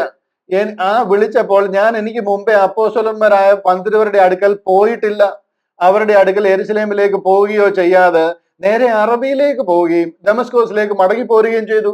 കണ്ടോ, 3 വർഷം കഴിഞ്ഞിട്ട് തിരിച്ചു വരിക. 3 ആണ്ട് കഴിഞ്ഞിട്ട് കേഫാവുമായി മുഖപരിചയം ഉണ്ടാകേണ്ടതിന് യെരുസലേമിലേക്ക് പോയി. അങ്ങനെയാണ് ആദ്യമായിട്ട് യെരുസലേമിലേക്ക് പോകുന്നത്. കർത്താവ് ദമസ്കോസിൽ വെച്ച് പോളിനെ പിടിച്ചതിന് ശേഷം 3 വർഷം കഴിഞ്ഞിട്ടാണ് ജെറുസലേമിലേക്ക് പോകുന്നത്. അവരോട് പോയി അവരുടെ കൂടെ നടന്നൊന്ന് കാണാപ്പാഠം പഠിച്ചെടുത്തതല്ല. പോയി 15 ദിവസം അവരോട് കൂടെ പാർത്തു. ആകെ പോകെ അവിടെ നിന്നിട്ടുള്ളത് 15 ദിവസമാണ്. ആ നിന്ന നിപ്പിൽ 12 പേരിൽ 11 പേരും സ്ഥലത്തില്ല, അവരെ കണ്ടിട്ടുമില്ല. എന്നാൽ കർത്താവിന്റെ സഹോദരനായ യാക്കോബിനെ അല്ലാതെ അപ്പോസ്തലന്മാരിൽ വേറെ ഒരുത്തനെയും കണ്ടില്ല. ആകെപ്പാടെ കണ്ടത് പത്രോസിനെയാ. പിന്നെ യാക്കോബിനെ കണ്ടു. ഈ യാക്കോബ് അപ്പോസ്തലനല്ല, ഇദ്ദേഹം 12 കൂട്ടത്തിലുള്ളതല്ല, കർത്താവായ യേശു ക്രിസ്തുവിന്റെ സഹോദരന്. അന്ന് വരെ കർത്താവ് ഉയർത്തെഴുന്നേക്കുന്നവരെ കർത്താവിന്റെ കൂടെ നടന്നിട്ടുള്ള ആളല്ല. അതുകൊണ്ട് ഇദ്ദേഹത്തിനെ അപ്പോസ്തലൻ എന്ന് വിളിക്കാൻ പോലും യോഗ്യനല്ല. 12 അപ്പോസ്തലന്മാരെന്ന് പറയുന്നത് ചെറിയ ഒരു പദ്ധതിയല്ല. ദൈവം അവർക്ക് കൊടുത്തിരിക്കുന്ന ഒരു വലിയ വിളിയ. അതിന്റെ സീരിയസ്നെസ് നിങ്ങൾ മനസ്സിലാക്കണമെന്നുണ്ടെങ്കിൽ ആ വെളിപ്പാട് പുസ്തകത്തിലൊക്കെ പറഞ്ഞിരിക്കുന്ന കാര്യങ്ങളെ പഠിക്കണം. അന്നേരം നമുക്ക് അറിയാൻ പറ്റും എന്താണ് ഈ അപ്പോസ്തലത്വത്തിന്റെ വിളിയുടെ പ്രത്യേകത എന്നുള്ളത്. നിത്യത, എറ്റേണിറ്റി, ആ എറ്റേണൽ, ആ സ്വർഗീയ ഭവനം അബ്രഹാമിനോടൊക്കെ ദൈവം വാഗ്ദത്തം കൊടുത്ത ആ സ്വർഗീയ ഭവനം, ആ സ്വർഗീയ നഗരം, സ്വർഗത്തിൽ നിന്ന് ഇറങ്ങുന്ന ആ സ്വർഗീയ നഗരത്തിൽ 12 അപ്പോസ്തലന്മാരുടെ പേരിൽ 12 നഗരങ്ങളും 12 തൂണുകൾ അവരുടെ പേരിൽ, നിത്യത മുഴുവനും. എന്തോ ഭയങ്കര ഒരു വിളി ദൈവം അവരെ വിളിച്ചിരിക്കുന്നതെന്ന് അറിയാമോ?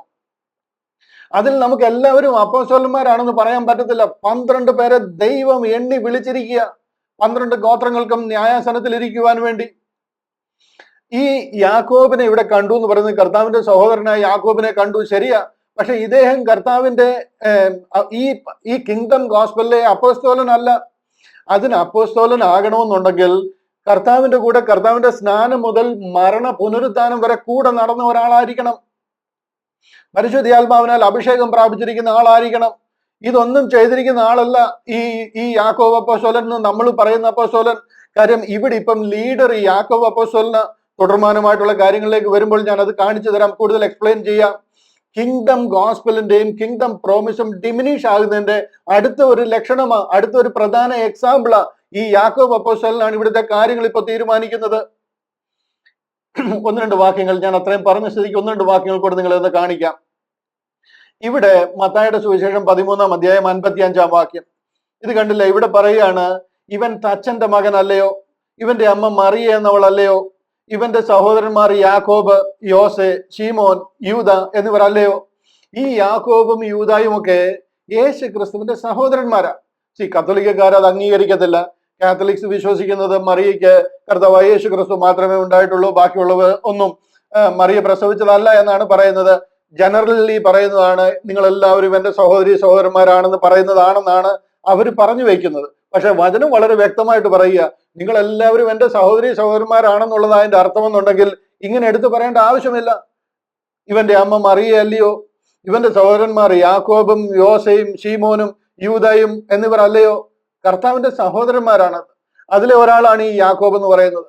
ഈ യാക്കോബ് കർത്താവിന്റെ കൂടെ നടന്നിട്ടുള്ള ആളല്ല. കർത്താവിന്റെ ഒരു അപ്പോസ്തലൻ എന്ന് പറയാനുള്ള വാക്കിന് ആ ഒരു പദവിക്ക് യോഗ്യനല്ല. ഇവിടെ കണ്ടില്ലേ, അടുത്തൊരു വാക്യം കൂടെ കാണിക്കാം. എന്നാൽ യഹൂദന്മാരുടെ കൂടാര പെരുന്നാൾ അടുത്തിരുന്നു. അവന്റെ സഹോദരന്മാർ അവനോട്, ആരാ ഈ സഹോദരന്മാര്? യാക്കോബും യൂദായും ഒക്കെയാണ്. അവന്റെ സഹോദരന്മാർ അവനോട്, നീ ചെയ്യുന്ന പ്രവർത്തികളെ നിന്റെ ശിഷ്യന്മാരും കാണേണ്ടതിന്. ആര്? നിന്റെ ശിഷ്യന്മാര്. അതാരാ? അതാണ് 12 പേര്. അവരും എല്ലാരും കാണേണ്ടതിന് ഇവിടം വിട്ട് യഹൂദിയയിലേക്ക് പോകാം.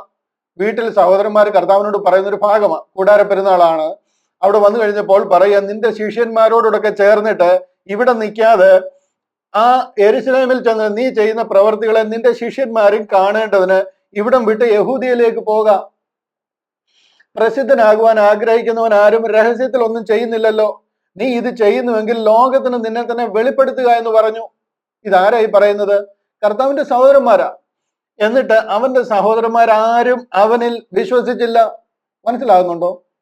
കർത്താവിന്റെ സഹോദരന്മാരാരും കർത്താവിന്റെ മരണ പുനരുദ്ധാനം വരെ അവരാരും വിശ്വസിച്ചിരുന്നില്ല. അങ്ങനത്തെ ഒരാളാണ്, അതിനുശേഷം വിശ്വസിച്ച ഒരാളാണ് ഈ യാക്കോബ് എന്ന് പറയുന്നത്. ഇന്ന് പത്രോസിന്റെ മേളിലാണ് യാക്കോബിന്റെ അധികാരം.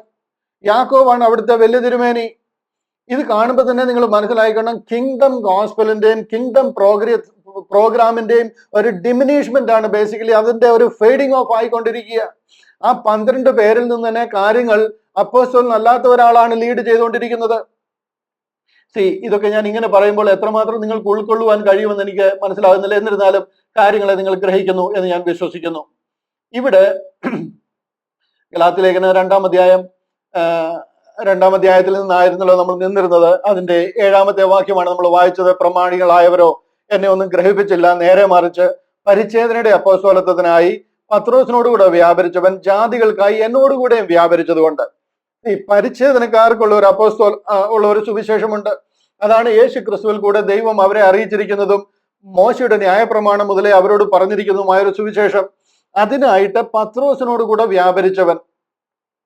ദൈവം ഒരു പ്രത്യേക കൃപ പത്രോസിലൂടെ പകർന്നിരിക്കുന്നു. ആ വ്യാപരിച്ച ദൈവം ജാതികൾക്കായിട്ട് എന്നോട് കൂടെയും വ്യാപരിച്ചത് കൊണ്ട്. ഇതൊരു പുതിയ കാര്യമാണ് പോൾ പറയുന്നത്.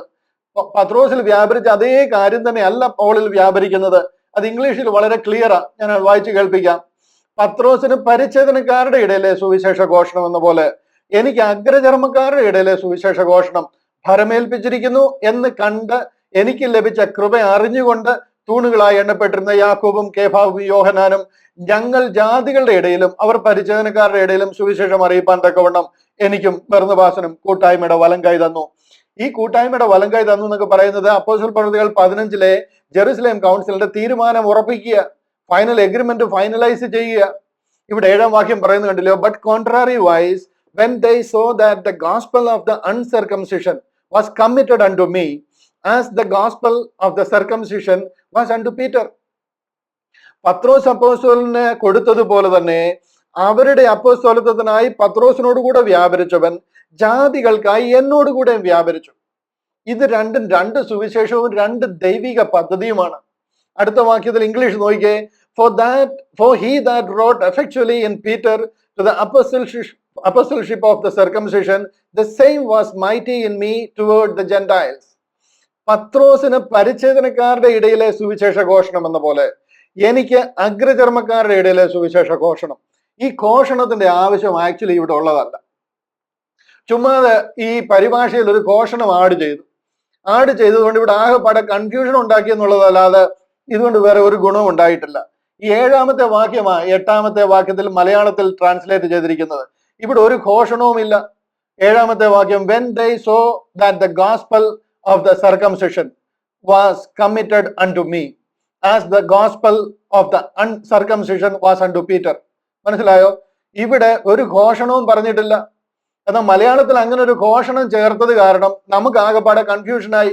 ഇവിടെ വന്നിരിക്കുന്നത് പരിച്ഛേദനക്കാരുടെ ഇടയിലെ സുവിശേഷ ഘോഷണം എന്ന പോലെ എനിക്ക് അഗ്രചർമ്മക്കാരുടെ ഇടയിലെ സുവിശേഷ ഘോഷണം, ഇങ്ങനൊരു ഘോഷണം ഇതിനോട് ആഡ് ചെയ്തപ്പോഴത്തേന് ഇതിനകത്തിൽ നിന്ന് വരുത്തി തീർത്തത് എന്താണെന്നറിയാമോ? നിങ്ങൾ അവിടെ ഘോഷിച്ചോ, ഞങ്ങൾ ഇവിടെ ഘോഷിച്ചോളാം എന്ന് പറഞ്ഞു. അതായത് ഘോഷിക്കുന്ന ലൊക്കേഷൻ മാത്രം മാറി, ഒരു സുവിശേഷമാണ് ഘോഷിച്ചതെന്ന് വരുത്തി തീർത്തു. ഇതുകൊണ്ടൊക്കെയാണ് മലയാളിക്ക് കാര്യം മനസ്സിലാകാതെ പോയിരിക്കുന്നത്. മലയാളത്തിലെ ട്രാൻസ്ലേഷനിൽ വന്നിരിക്കുന്ന ഒത്തിരി ഗോൾമാലുകളിൽ ഒന്നാണിത്. പരിച്ഛേദനക്കാരുടെ ഇടയിലെ സുവിശേഷ ഘോഷണമല്ല, പരിച്ഛേദനക്കാരുടെ സുവിശേഷം എന്ന പോലെ എനിക്ക് അഗ്രചർമ്മക്കാരുടെ ഇടയിലെ സുവിശേഷം ഫലമേൽപ്പിച്ചിരിക്കുന്നു എന്ന് എഴുതേണ്ടടുത്ത് ഓരോ ഘോഷണം അഡീഷണൽ ആഡ് ചെയ്തിട്ട് അതിനെ ഡൈല്യൂട്ട് ചെയ്ത് കളഞ്ഞു. ഹല്ലേലൂയ. ഞാനിവിടെ പറഞ്ഞു വന്നുകൊണ്ടിരുന്നത് എന്താണെന്ന് ചോദിച്ചു കഴിഞ്ഞാൽ, പൗലോസ് അപ്പോസ്തലൻ ഈ കൗൺസിൽ വന്നത് ഇവരോട് എന്തെങ്കിലും പഠിക്കാനോ ക്ലാരിഫൈ ചെയ്യാനോ അല്ല, but to defend what Christ had given him. ആ കർത്താവായ യേശു ക്രിസ്തു പൗലോസ് അപ്പോസ്തലനെ ഏൽപ്പിച്ചിരിക്കുന്ന, തന്നിലൂടെ സമർപ്പിച്ചിരിക്കുന്ന ഒരു സ്വർഗീയ സുവിശേഷമുണ്ട്. അത് ബോഡി ഓഫ് ക്രൈസ്റ്റ് എന്ന് പറയുന്ന ദൈവസഭയുടെ ഉപദേശമാണ്. അത് കർത്താവ് കാൽവറിയിൽ നിവർത്തിച്ച രക്ഷണ്യ പ്രവൃത്തിയിലെ വിശ്വാസത്താൽ കൃപയാൽ രക്ഷിക്കപ്പെടുന്ന ഒരു സ്വർഗീയ പദ്ധതിയാണ്. ആ രക്ഷിക്കപ്പെടുന്നവരെ റാപ്ചറിൽ ചേർക്കപ്പെടുകയും നിത്യം സ്വർഗത്തിൽ വസിക്കുകയും ചെയ്യുന്ന ഒരു സ്വർഗീയ പദ്ധതിയാണ്. അത് പന്തിരുവർക്ക് ദൈവം വെളിപ്പെടുത്തിയിട്ടില്ല. കർത്താവായ യേശു ക്രിസ്തുവിന്റെ ലോകത്തിലെ മിനിസ്ട്രിയിലും വെളിപ്പെടുത്തിയിട്ടില്ല. കർത്താവ് മരിച്ചുയർത്തെഴുന്നേറ്റതിന് ശേഷം യഹൂദൻ തന്റെ വീഴ്ച നിമിത്തം, അതായത് പിതാവിനെയും പുത്രനെയും പരിശുദ്ധാത്മാവിനെയും എതിരായിട്ട് അവര് എന്താ പറയുന്നത്, പരിശുദ്ധാത്മാവിനെതിരെ കൂടെ ദൂഷണം, ബ്ലാസ്ഫമി അഗൈൻസ്റ്റ് ഹോളി സ്പിരിറ്റ്, ദൈവസഭയ്ക്കെതിരായിട്ടുള്ള ബ്ലാസ്ഫമി, അത് സഹിക്കാൻ വയ്യാതെ അതിന്റെ മാക്സിമം സ്തേഫാനോസിനെ എറിഞ്ഞു കൊല്ലുന്ന ലെവലിലേക്ക് കാര്യങ്ങൾ പോയപ്പോൾ ദൈവം അവരുടെ ദൈവിക അനുഗ്രഹങ്ങൾ ഹോൾഡ് ചെയ്യുക, അതിനുശേഷം സ്വർഗത്തിൽ മറഞ്ഞിരുന്ന ഒരു സ്വർഗീയ പദ്ധതി ആരംഭിക്കുക. അതാണ് കൃപായുഗം അല്ലെങ്കിൽ dispensation of the grace of God എന്ന് പറയുന്നത്. അതിൽ ജനങ്ങൾ വിശ്വാസത്താൽ കർത്താവിന്റെ കൃപയാൽ രക്ഷിക്കപ്പെടുന്ന ഒരു കാലമാണ്. അത് പന്തിരുവരോട് പറഞ്ഞിരിക്കുന്ന കാര്യമല്ല, പൗലോസിനോട് മാത്രം പറഞ്ഞിരിക്കുന്ന കാര്യമാണ്. അത് പൗലോസ് അപ്പോസ്തലൻ ഈ പുസ്തകത്തിലെ 13 ലേഖനങ്ങളിൽ കൂടി നമ്മളെ എഴുതി അറിയിച്ചിരിക്കുക. റോമാ ലേഖനം മുതൽ ഫിലമോൻ എഴുതിയ ലേഖനം വരെ എഴുതിയിരിക്കുന്നത് അതാണ്. പോൾ പറയുന്നത്, ഞാൻ കർത്താവായ യേശു ക്രിസ്തു ക്രൂശിക്കപ്പെട്ടവനായി മാത്രം അറിയുന്നവനായി നിങ്ങളുടെ മധ്യത്തിൽ ഇരിക്കുവാൻ ആഗ്രഹിക്കുന്നു. ക്രിസ്തു നമ്മുടെ പാപങ്ങൾക്ക് വേണ്ടി തിരുവെഴുത്തുകളും പ്രകാരം മരിച്ചു, അടക്കപ്പെട്ടു, തിരുവെഴുത്തുകളും പ്രകാരം 3-ാം നാൾ ഉയർത്തെഴുന്നേറ്റിരിക്കുന്നു. കൃപയാൽ അവനിലെ വിശ്വാസത്താൽ നമുക്ക് രക്ഷയാ. അവന്റെ രക്തത്താൽ നിങ്ങൾക്ക് പാപങ്ങളുടെ മോചനം എന്ന വീണ്ടെടുപ്പുണ്ട്. വിശ്വസിക്കുന്നവർക്ക് അവൻ തന്റെ രക്തം മൂലം പ്രായച്ചിത്തമാകുവാൻ ദൈവം അവനെ പരസ്യമായി നിർത്തിയിരിക്കുന്നു. ഇത് പോളിലൂടെ അറിയിച്ചിരിക്കുന്ന സുവിശേഷം.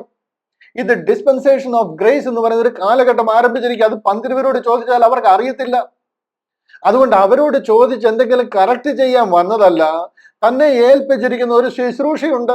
ദൈവത്തെ ഓർത്ത് നിങ്ങൾ അതിൽ ഇന്റർഫിയർ ചെയ്യരുതെന്ന് സ്നേഹത്തോട് അവരോട് പറയുവാനും അവർക്കത് എന്താണെന്ന് മനസ്സിലാക്കി കൊടുക്കാനും കൂടുന്ന ഒരു കൗൺസിലാ നമ്മൾ ഈ പഠിക്കുന്ന 15-ാം അധ്യായം, അപ്പോസ്തലപ്രവൃത്തികൾ 15-ാം അധ്യായത്തിലെ ജെറുസലേം കൗൺസിൽ, അല്ലെങ്കിൽ നമ്മൾ ഓമന പേരിൽ വിളിക്കുന്ന ആദ്യത്തെ ക്രിസ്ത്യൻ കൗൺസിൽ. ഇവിടുത്തെ ക്രിസ്ത്യാനിറ്റി എന്ന് പറയുന്നത് ബോഡി ഓഫ് ക്രൈസ്റ്റ് എന്ന ദൈവസഭയാ. ഹല്ലേലൂയ. ഇവിടെ ഞാൻ അത്രയും പറഞ്ഞ ആ ഭാഗത്തുനിന്ന് ഒന്നും മാറുക, നിങ്ങൾക്ക് അവിടെ കുറച്ചെങ്കിലും കാര്യങ്ങൾ മനസ്സിലാകുമെന്ന് ഞാൻ വിശ്വസിക്കുന്നു. ഇതിന്റെ 11-ാമത്തെ വാക്യം കൂടെ ഒന്ന് പ്രൊജക്ട് ചെയ്ത് ചില കാര്യങ്ങൾ കൂടെ ഒന്ന് ഓർപ്പിക്കേണ്ടതായിട്ടുണ്ട്. നമുക്ക് നമ്മുടെ മുന്നിൽ 20 മിനിറ്റ് കൂടെ ഉണ്ട്. ആ ഒരു വിഷയം കൂടെ ഒന്ന് ചിന്തിച്ചു വരുവാനായിട്ട് ഞാൻ ആഗ്രഹിക്കുന്നു. പ്രവർത്തികൾ 15-ാം അധ്യായം അതിന്റെ 11-ാമത്തെ വാക്യം. അപ്പോസ്തലപ്രവൃത്തികൾ 15-ാം അധ്യായം അതിന്റെ 11-ാമത്തെ വാക്യം. അവിടെ പറയുന്നത് കണ്ടില്ലയോ, കർത്താവായ യേശുവിന്റെ കൃപയാൽ രക്ഷ പ്രാപിക്കുമെന്ന് നാം വിശ്വസിക്കുന്നത് പോലെ അവരും വിശ്വസിക്കുന്നു. 12 അപ്പോസ്തലന്മാരും അവിടെ കൂടിയിരിക്കുന്ന യഹൂദി അവിശ്വാസികൾ, ഇത് യഹൂദന്മാരെന്ന് പറയുമ്പോഴത്തേന് കർത്താവിനെ രക്ഷിതാവായി അംഗീകരിച്ച യഹൂദന്മാരാ, അവരുടെ അതേ വിശ്വാസമുള്ള യഹൂദന്മാരാ. ലിറ്റിൽ ഫ്ലോക്സ് ആണ്, ചെറിയ കൂട്ടം. അതായത് യേശു ക്രിസ്തുവിനെ രക്ഷിതാവായി അംഗീകരിച്ച് സ്നാനപ്പെട്ട് സ്നാനപ്പെട്ട് പരിശുദ്ധാത്മാഭിഷേകം പ്രാപിച്ച ജനമായി കൂടിയിരിക്കുന്നത്. മറ്റുള്ള മഹാപുരോഹിതനും ശാസ്ത്രിമാരും പരീശന്മാരും ഒക്കെ ആയിട്ടുള്ള യഹൂദന്മാരുടെ കാര്യമല്ല ഈ പറയുന്നത്. ഇത് യേശു ക്രിസ്തുവിനെ രക്ഷിതാവായി സ്വീകരിച്ച് ചെറിയ കൂട്ടമേ നിങ്ങൾ ഭയപ്പെടേണ്ട, പിതാവായ ദൈവം രാജ്യം നിങ്ങൾക്ക് നൽകുവാൻ പ്രസാദിച്ചിരിക്കുന്നുവെന്ന് പറഞ്ഞ് ആ ഒരു രക്ഷാ പദ്ധതിയെ നോക്കി പോയിക്കൊണ്ടിരിക്കുന്നവരാണ് പന്തിരുവരുടെ നേതൃത്വത്തിലുള്ള അവര് പറയുകയാണ്, കർത്താവായ യേശുവിന്റെ കൃപയാൽ രക്ഷ പ്രാപിക്കുമെന്ന് നാം വിശ്വസിക്കുന്നത് പോലെ അവരും വിശ്വസിക്കുന്നു. ഇവിടെ ശരിക്കും കഴിഞ്ഞ ആഴ്ചയിൽ ഞാൻ പറഞ്ഞു പോയപ്പോൾ അല്പം ഒന്ന് എക്സ്പ്ലെയിൻ ചെയ്യേണ്ടതായിരുന്നു. അതിനെ ഒരു അല്പം കൂടെ ഒന്ന് ഗ്രില്ല് ചെയ്താലേ നിങ്ങൾക്ക് പൂർണ്ണമായിട്ട് അതിനെ മനസ്സിലാകത്തുള്ളൂ. അതുകൊണ്ട് ഞാൻ ഇവിടെ ഒന്ന് ബ്രേക്ക് ചെയ്യുകയാണ്. കാര്യം 12-ാമത്തെ വാക്യം വരെ നമ്മൾ ചിന്തിച്ചെങ്കിലും ഈ 11-ാമത്തെ വാക്യത്തിൽ ചിലർക്കെങ്കിലും ചില സംശയം ബാക്കി നിൽപ്പുണ്ട്. തന്നെയല്ല, ഒരു ക്വസ്റ്റ്യനും എനിക്ക് ലഭിച്ചിട്ടുണ്ട്. എന്താണ് ആക്ച്വലി ഈ കൃപ എന്ന് പറഞ്ഞാൽ എന്നൊരു ചോദ്യം ലഭിച്ചിട്ടുണ്ട്. 11-ാം വാക്യത്തിൽ അവർ പറയുന്നുണ്ടല്ലോ, അവർക്കും കൃപ ലഭിച്ചു എന്ന്, കർത്താവായ യേശുവിന്റെ കൃപയാൽ രക്ഷ പ്രാപിക്കുമെന്ന് നാം വിശ്വസിക്കുന്ന പോലെ. ഈ നാം എന്ന് പറയുന്നത് പന്തിരുവരും യഹൂദന്മാരുമാണ്. നാം അങ്ങനെ വിശ്വസിക്കുന്നത് പോലെ അവരും വിശ്വസിക്കുന്നു. ആ പറയുന്ന അവരെന്ന് പറയുന്നത് ജാതികളാ. അപ്പൊ അവിടെ അങ്ങനെ പറയുന്നില്ലേ, അവരും കൃപയാലല്ലേ അപ്പൊ രക്ഷ പ്രാപിച്ചിരിക്കുന്നത് എന്നൊരു ചോദ്യം അനേകർക്ക് സംശയമായിട്ടുണ്ട്. എന്നാൽ ഇവിടെ നമ്മൾ കാര്യങ്ങളെ പക്വതയോട് മനസ്സിലാകണം, ആത്മീക പക്വതയോട് മനസ്സിലാകണം. ഇവിടെ പറയുന്ന ഈ കൃപ മറഞ്ഞിരുന്ന മർമ്മമായിരുന്ന കൃപയല്ല. പ്രത്യുത ഇതിനെയാണ് പ്രൊഫസൈസ്ഡ് ഗ്രേസ് എന്ന് പറയുന്നത്, അല്ലെങ്കിൽ വാഗ്ദത്ത പ്രകാരമുള്ള കൃപ. ഞാൻ എക്സ്പ്ലെയിൻ ചെയ്യാം. ഇതിനെ പ്രൊഫസൈസ്ഡ് ഗ്രേസ് എന്ന് പറയും. ദൈവം അവരുടെ മേൽ കൃപ പകരുമെന്ന് ദൈവം വാഗ്ദത്തം ചെയ്തിരുന്ന ഒരു കൃപയുണ്ട്. ആ കൃപയെ കുറിച്ചായി പറയുന്നത്, കർത്താവായ യേശുവിന്റെ കൃപയാൽ രക്ഷ പ്രാപിക്കും എന്ന് പറയുന്നത് ദൈവം അവർക്ക് വാഗ്ദത്ത പ്രകാരം കൊടുക്കുമെന്ന് പറഞ്ഞിരുന്ന ഒരു കൃപയുണ്ട്. അതിനെക്കുറിച്ചാണ് പറയുന്നത്. ഉദാഹരണത്തിന്, കൃപയെന്ന് പറയുമ്പോൾ ജനറലി ഒരു കാര്യം നിങ്ങൾ അറിഞ്ഞിരിക്കണം. നോഹയുടെ കാലം മുതൽ, ആദാമിന്റെ കാലം മുതലേ കൃപയുണ്ട്. കൃപയില്ലാതെ ഒരു മനുഷ്യന് ദൈവത്തോട് അടുക്കുവാൻ കഴിയത്തില്ല. നോഹയ്ക്ക് ദൈവത്തിന്റെ കൃപ ലഭിച്ചു, അബ്രഹാമിന് ദൈവത്തിന്റെ കൃപ ലഭിച്ചു, മോശയ്ക്ക് ദൈവത്തിന്റെ കൃപ ലഭിച്ചു. ഇസ്രായേൽ ജനം തെറ്റിപ്പോയപ്പോഴും ദൈവത്തിന്റെ കൃപ അവരോട് ഉണ്ടായിരുന്നു. പക്ഷെ ആ കാര്യങ്ങളൊക്കെ അങ്ങനെ ഇരിക്കുമ്പോൾ തന്നെ കൃപയാൽ രക്ഷപ്പെടത്തില്ല. അവരർഹിക്കാത്ത പല സാഹചര്യങ്ങളിലും ദൈവം അവരെ നടത്തും, അനുഗ്രഹങ്ങൾ കൊടുക്കും. അതിനൊന്നും അവർ യോഗ്യത ഉള്ളവരായിരുന്നില്ല. എന്നാലും ദൈവം അതൊക്കെ അവർക്ക് ഓപ്പൺ ആയി കൊടുക്കുന്നതായിട്ട് കാണാം. അതിനെയാണ്, ആ ഫേവറിനെയാണ് എന്താ പറയുന്നത്, അൺമെറിറ്റഡ് ഫേവർ എന്നൊക്കെ പറയുന്ന ആ ഒരു കൃപ. അതായത് അവർ അർഹിക്കാത്ത ദാനം എന്ന് പറയുന്ന ദൈവം അവർക്ക് കൊടുത്തിരുന്ന കൃപ. എന്നാൽ ഈ കൃപ ഇരിക്കുമ്പോൾ തന്നെ അവർ രക്ഷപ്പെടണമെന്നുണ്ടെങ്കിൽ ദൈവിക കൽപ്പനകൾ മുഴുവൻ അനുസരിക്കണം, ന്യായപ്രമാണം മുഴുവൻ ഫോളോ ചെയ്യണം, പാപങ്ങൾക്ക് അനുസരിച്ച് യാഗം കഴിക്കണം, ആട്ടുകൊറ്റനെയും കാളക്കിടാവിനെയൊക്കെ യാഗം കഴിക്കണം. അല്ലാതെ അവർക്ക് രക്ഷപ്പെടാൻ പറ്റത്തില്ല ഈ കൃപയുള്ളപ്പോഴും. അബ്രഹാമിന്റെ മോശയുടെ എല്ലാം കാലത്ത് അവർക്ക് ഈ ലേവ്യ പൗരോഹിത്യ പ്രകാരമൊക്കെ കൊടുത്തിരിക്കുന്ന കൽപ്പനകളും പ്രമാണങ്ങളും മുഴുവനും അനുസരിക്കണം. ആ കൃപ എന്ന് പറയുന്നത് വാഗ്ദത്ത പ്രകാരം ദൈവം അവരോട് കനിവ് കാണിക്കുന്ന ഒരു കൃപയാണ്. പന്തിരുവർ തന്നെ നോക്കിക്കഴിഞ്ഞാൽ കർത്താവിന്റെ കൃപയാലാണ് ഈ ഒരു വിളിയിലേക്കും ഈ ഒരു എന്താ പറയുന്നത് തിരഞ്ഞെടുപ്പിലേക്കും വന്നിരിക്കുന്നത്. അവര് മഹാപുരോഹിതനേക്കാൾ എന്തോ ശ്രേഷ്ഠന്മാരായിട്ടല്ല, മീൻ പിടിക്കുന്ന സാധാരണ മുക്കുവന്മാരാ. വർത്താനം പോലും ശരിക്കും പറയാൻ അറിയാവുന്നവരല്ല. ഗമാലിയേൽ ശാസ്ത്രിയെക്കാട്ടിൽ കൂടിയവരായിട്ടല്ല ഇവർക്ക് ഈ പദവി ലഭിച്ചത്. ഞാൻ മുമ്പേ ഓർപ്പിച്ചല്ലോ, അപ്പസ്തോലിക പദവി എന്ന് പറഞ്ഞാൽ നിത്യത മുഴുവനും അവരുടെ പേരിൽ ആകാശത്തോളം മുട്ടുന്ന 12 തൂണുകളാ. അവരുടെ പേര് അതിൽ എൻഗ്രേവ് ചെയ്തിരിക്കുക.